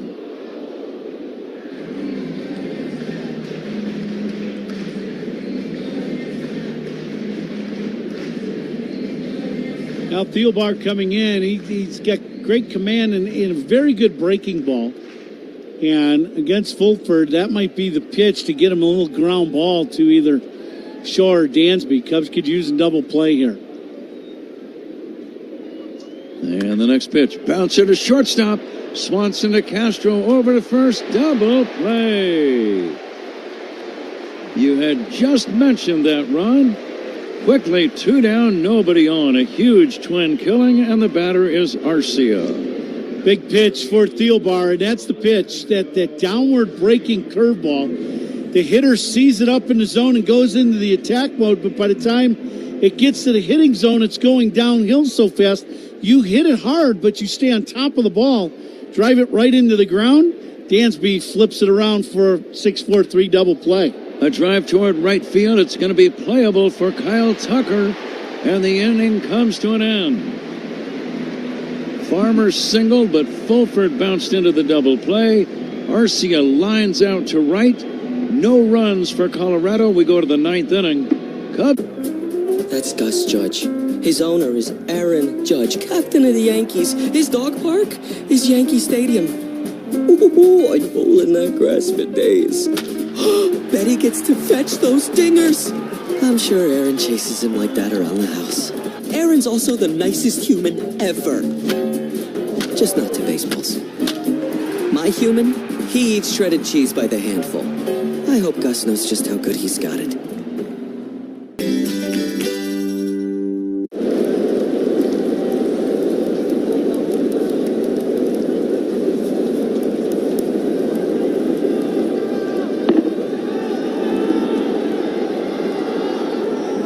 Driver. The more you boss, the more you feel like a boss. Top of the 9th here at Coors Field. Cubs 5 and the Rockies 5. The 9th inning is brought to you by Bosch Power Tools. The more you Bosch, the more you feel like a Bosch. Pat? Juan Mejia is the new Colorado right-handed pitcher. Willie Castro leads it off in the Cubs' 9th inning. Swings away and fouls it away. Pitching changes by the opposition, brought to you by Sloan, official water efficiency partner of the Cubs and leader in smart water and commercial restroom solutions. Visit Sloan.com. Castro just wants to get on base any way he can. Willie, nothing for 3 today. Here's the pitch. Line down the left field line, foul. By the way, there's a guy available that has not played today, just having the day off, and that would be Nico Horner. Yep, just keep that name in mind as this tie game in the 9th inning evolves. Tough play of the game today. That's sponsored by Loyola Medicine. Loyola Medicine defines tough. There's been a couple of them today. Castro takes strike 3 call right down the middle. 1 down, 9th inning, tie game. The batter, Matt Shaw. A little high gas, top of the zone for strike 3. Mejia throwing hard. Catching the game today, that's sponsored by Catch Des Moines. Discover the weekend getaway in Des Moines. Rolling DSs are silent. Find all the great catches at catchdesmoines.com. Shaw has home run power, 11 for the year. He takes a strike. The double play the Cubs turned in the bottom of that 8th inning, brought to you by Nissan. Experience the thrill at nissanusa.com. Pitch to Shaw, swing and a foul, and he was thinking long ball with that cut. Why not in this park, Ron? Yeah, absolutely. You got a chance of giving the Cubs the lead with one swing of the bat. Shaw with a single and a run scored back in the 3rd. Daniel Palencia warming up for Chicago. 48 Palencia warming. Now the 0-2. Look out. Shaw goes down. And ball right under his chin. Daniel Palencia throwing in the Cub bullpen. Reese McGuire on deck. Carson Kelly would be another Cub possibly available for Craig Counsell to use. And now the 1-2. Swing and a miss. Shaw tried to check on a high fastball. Down he goes. 2 down. Tie game, 9th inning, and the batter, Reese McGuire. Well, McGuire's been one of those guys that has done some pretty remarkable things in spots where you just didn't expect it as a backup catcher. This would fit in that if he could launch one here. Ooh. He's swinging and fouling it away. Aggressive cut. As you say that, I remembered his first game as a Cub, a 9th inning game-tying solo home run at the Great American Ballpark. Here's the 0-1. Fastball upstairs. He's got 105 at-bats this season, 7 home runs. So for a guy that's only playing once in a while as the backup catcher, that's pretty good. Here's the 1-1. Check swing. It's down low. Rockies will have the 9, 1, and 2 batters due up in the bottom of this 9th. Daniel Palencia warming up, the Cubs closer into Cubs bullpen. He will get the bottom of the 9th. Bouncing ball to second base, fielded by Ritter. He'll throw to first in time. And the Cubs go quietly in the top of this 9th inning. Now the Cubs are hoping for an extra inning ball game as we go to the bottom of the 9th. Cubs 5, Rockies 5 on the score. And the Southwest Airlines Cubs. That's Gus Judge. His owner is Aaron Judge, captain of the Yankees. His dog park is Yankee Stadium. Ooh, I'd bowl in that grass for days. Bet he gets to fetch those dingers. I'm sure Aaron chases him like that around the house. Aaron's also the nicest human ever. Just not to baseballs. My human, he eats shredded cheese by the handful. I hope Gus knows just how good he's got it.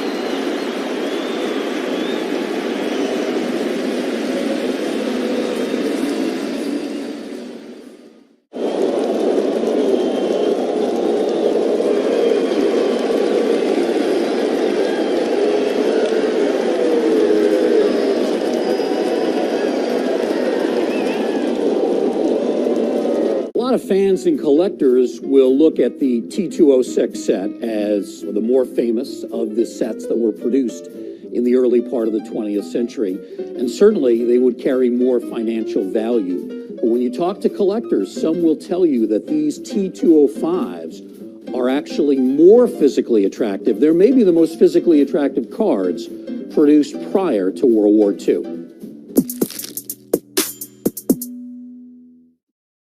OPY at villageofbedfordpark.com. This copyrighted broadcast is presented by authority of the Chicago Cubs and may not be reproduced or retransmitted in any form. Any accounts or descriptions of this game may not be disseminated without the express written consent of the Chicago Cubs. At bottom of the ninth, Zach. Tie game. Daniel Palencia trying to get this into a 10th inning. He was impressive last night, getting his 21st save in a one-run game. That's almost the definition of challenging a one-run game in this ballpark, and you're trying to save it as a visiting team. Ryan Ritter leads it off. Line drive, base hit to left. Hit the first pitch for a clean single into left field to start the bottom of the 9th inning. Ritter, local guy from Chicago, from Evergreen Parks, where he born and raised, and he leads off this bottom of the 9th with a bullet to left. Cubs pitching change is sponsored by James Hardy Building Products, siding with the Cubs. Well, Cubs need to get an out. I would anticipate possible bunt with Moniak, maybe not. Shallow at third is Shaw. No. Moniak not showing bunt, takes outside. Shaw in on the grass at third by a step. Bushy obviously holding Ritter on at first. Outfield has to play deep. You don't want a ball hit over your head, which would allow the winning run to score. Now the 1-0. Throw to first, not in time. Stolen base will come into play here, I would think, with Ritter at first, who has very good speed. He's a middle infielder. Palencia normally not very quick to the plate. Palencia set for the next offering. Swinging a foul back right near our booth and out of play. Ron Coomer poised, ready to make the play, but it was about 2 feet to the left of our booth. That was as close as we've had one all year. Yeah. That was close. I felt the drama. Mm-hmm. 1 ball and 1 strike. Here's a line drive. Base hit down the right field line. Chasing it down is Tucker. Racing around third is Ritter. And he is going to score the winning run. A line drive down the right field line by Mickey Moniak. It hit the corner and hugged the wall and bounced past Tucker way out into the right center field alley area. And as soon as it got by Tucker and started rolling away, you knew the ball game was over. Ritter scores all the way from first. And the Rockies have beaten the Cubs here today by a score of 4-3. Let me check that. By a score of 6-5. 6-5 the final. Rockies win it. We will get you the final totals and summaries in a moment. Cubs still take 2 out of 3, but the Rockies win today 6-5 on the score and the Southwest Airlines Cubs radio network. Hey Cubs fans, it's Kyle Tucker. Listen to every game here on the Chicago Cubs radio network. Future You is using their rapid rewards for their next vacation. All thanks to Present You signing up with Southwest Airlines, where you earn points every time you fly. Because what's the point of points that Future You can't use? And since your rapid rewards points don't expire, you can save up for that big trip. Get ready to reward Future You with a future flight. Sign up for Rapid Rewards today and redeem your points on any seat, any day, anytime. Only at Southwest. All Rapid Rewards rules and regulations apply and can be found at southwest.com/RR terms. Oh, hey. Hey, thanks for meeting me here. It's just, you're my only lawyer friend, and I need your professional opinion. Do you see that brand new Hyundai Tucson out there? That's all I paid for it.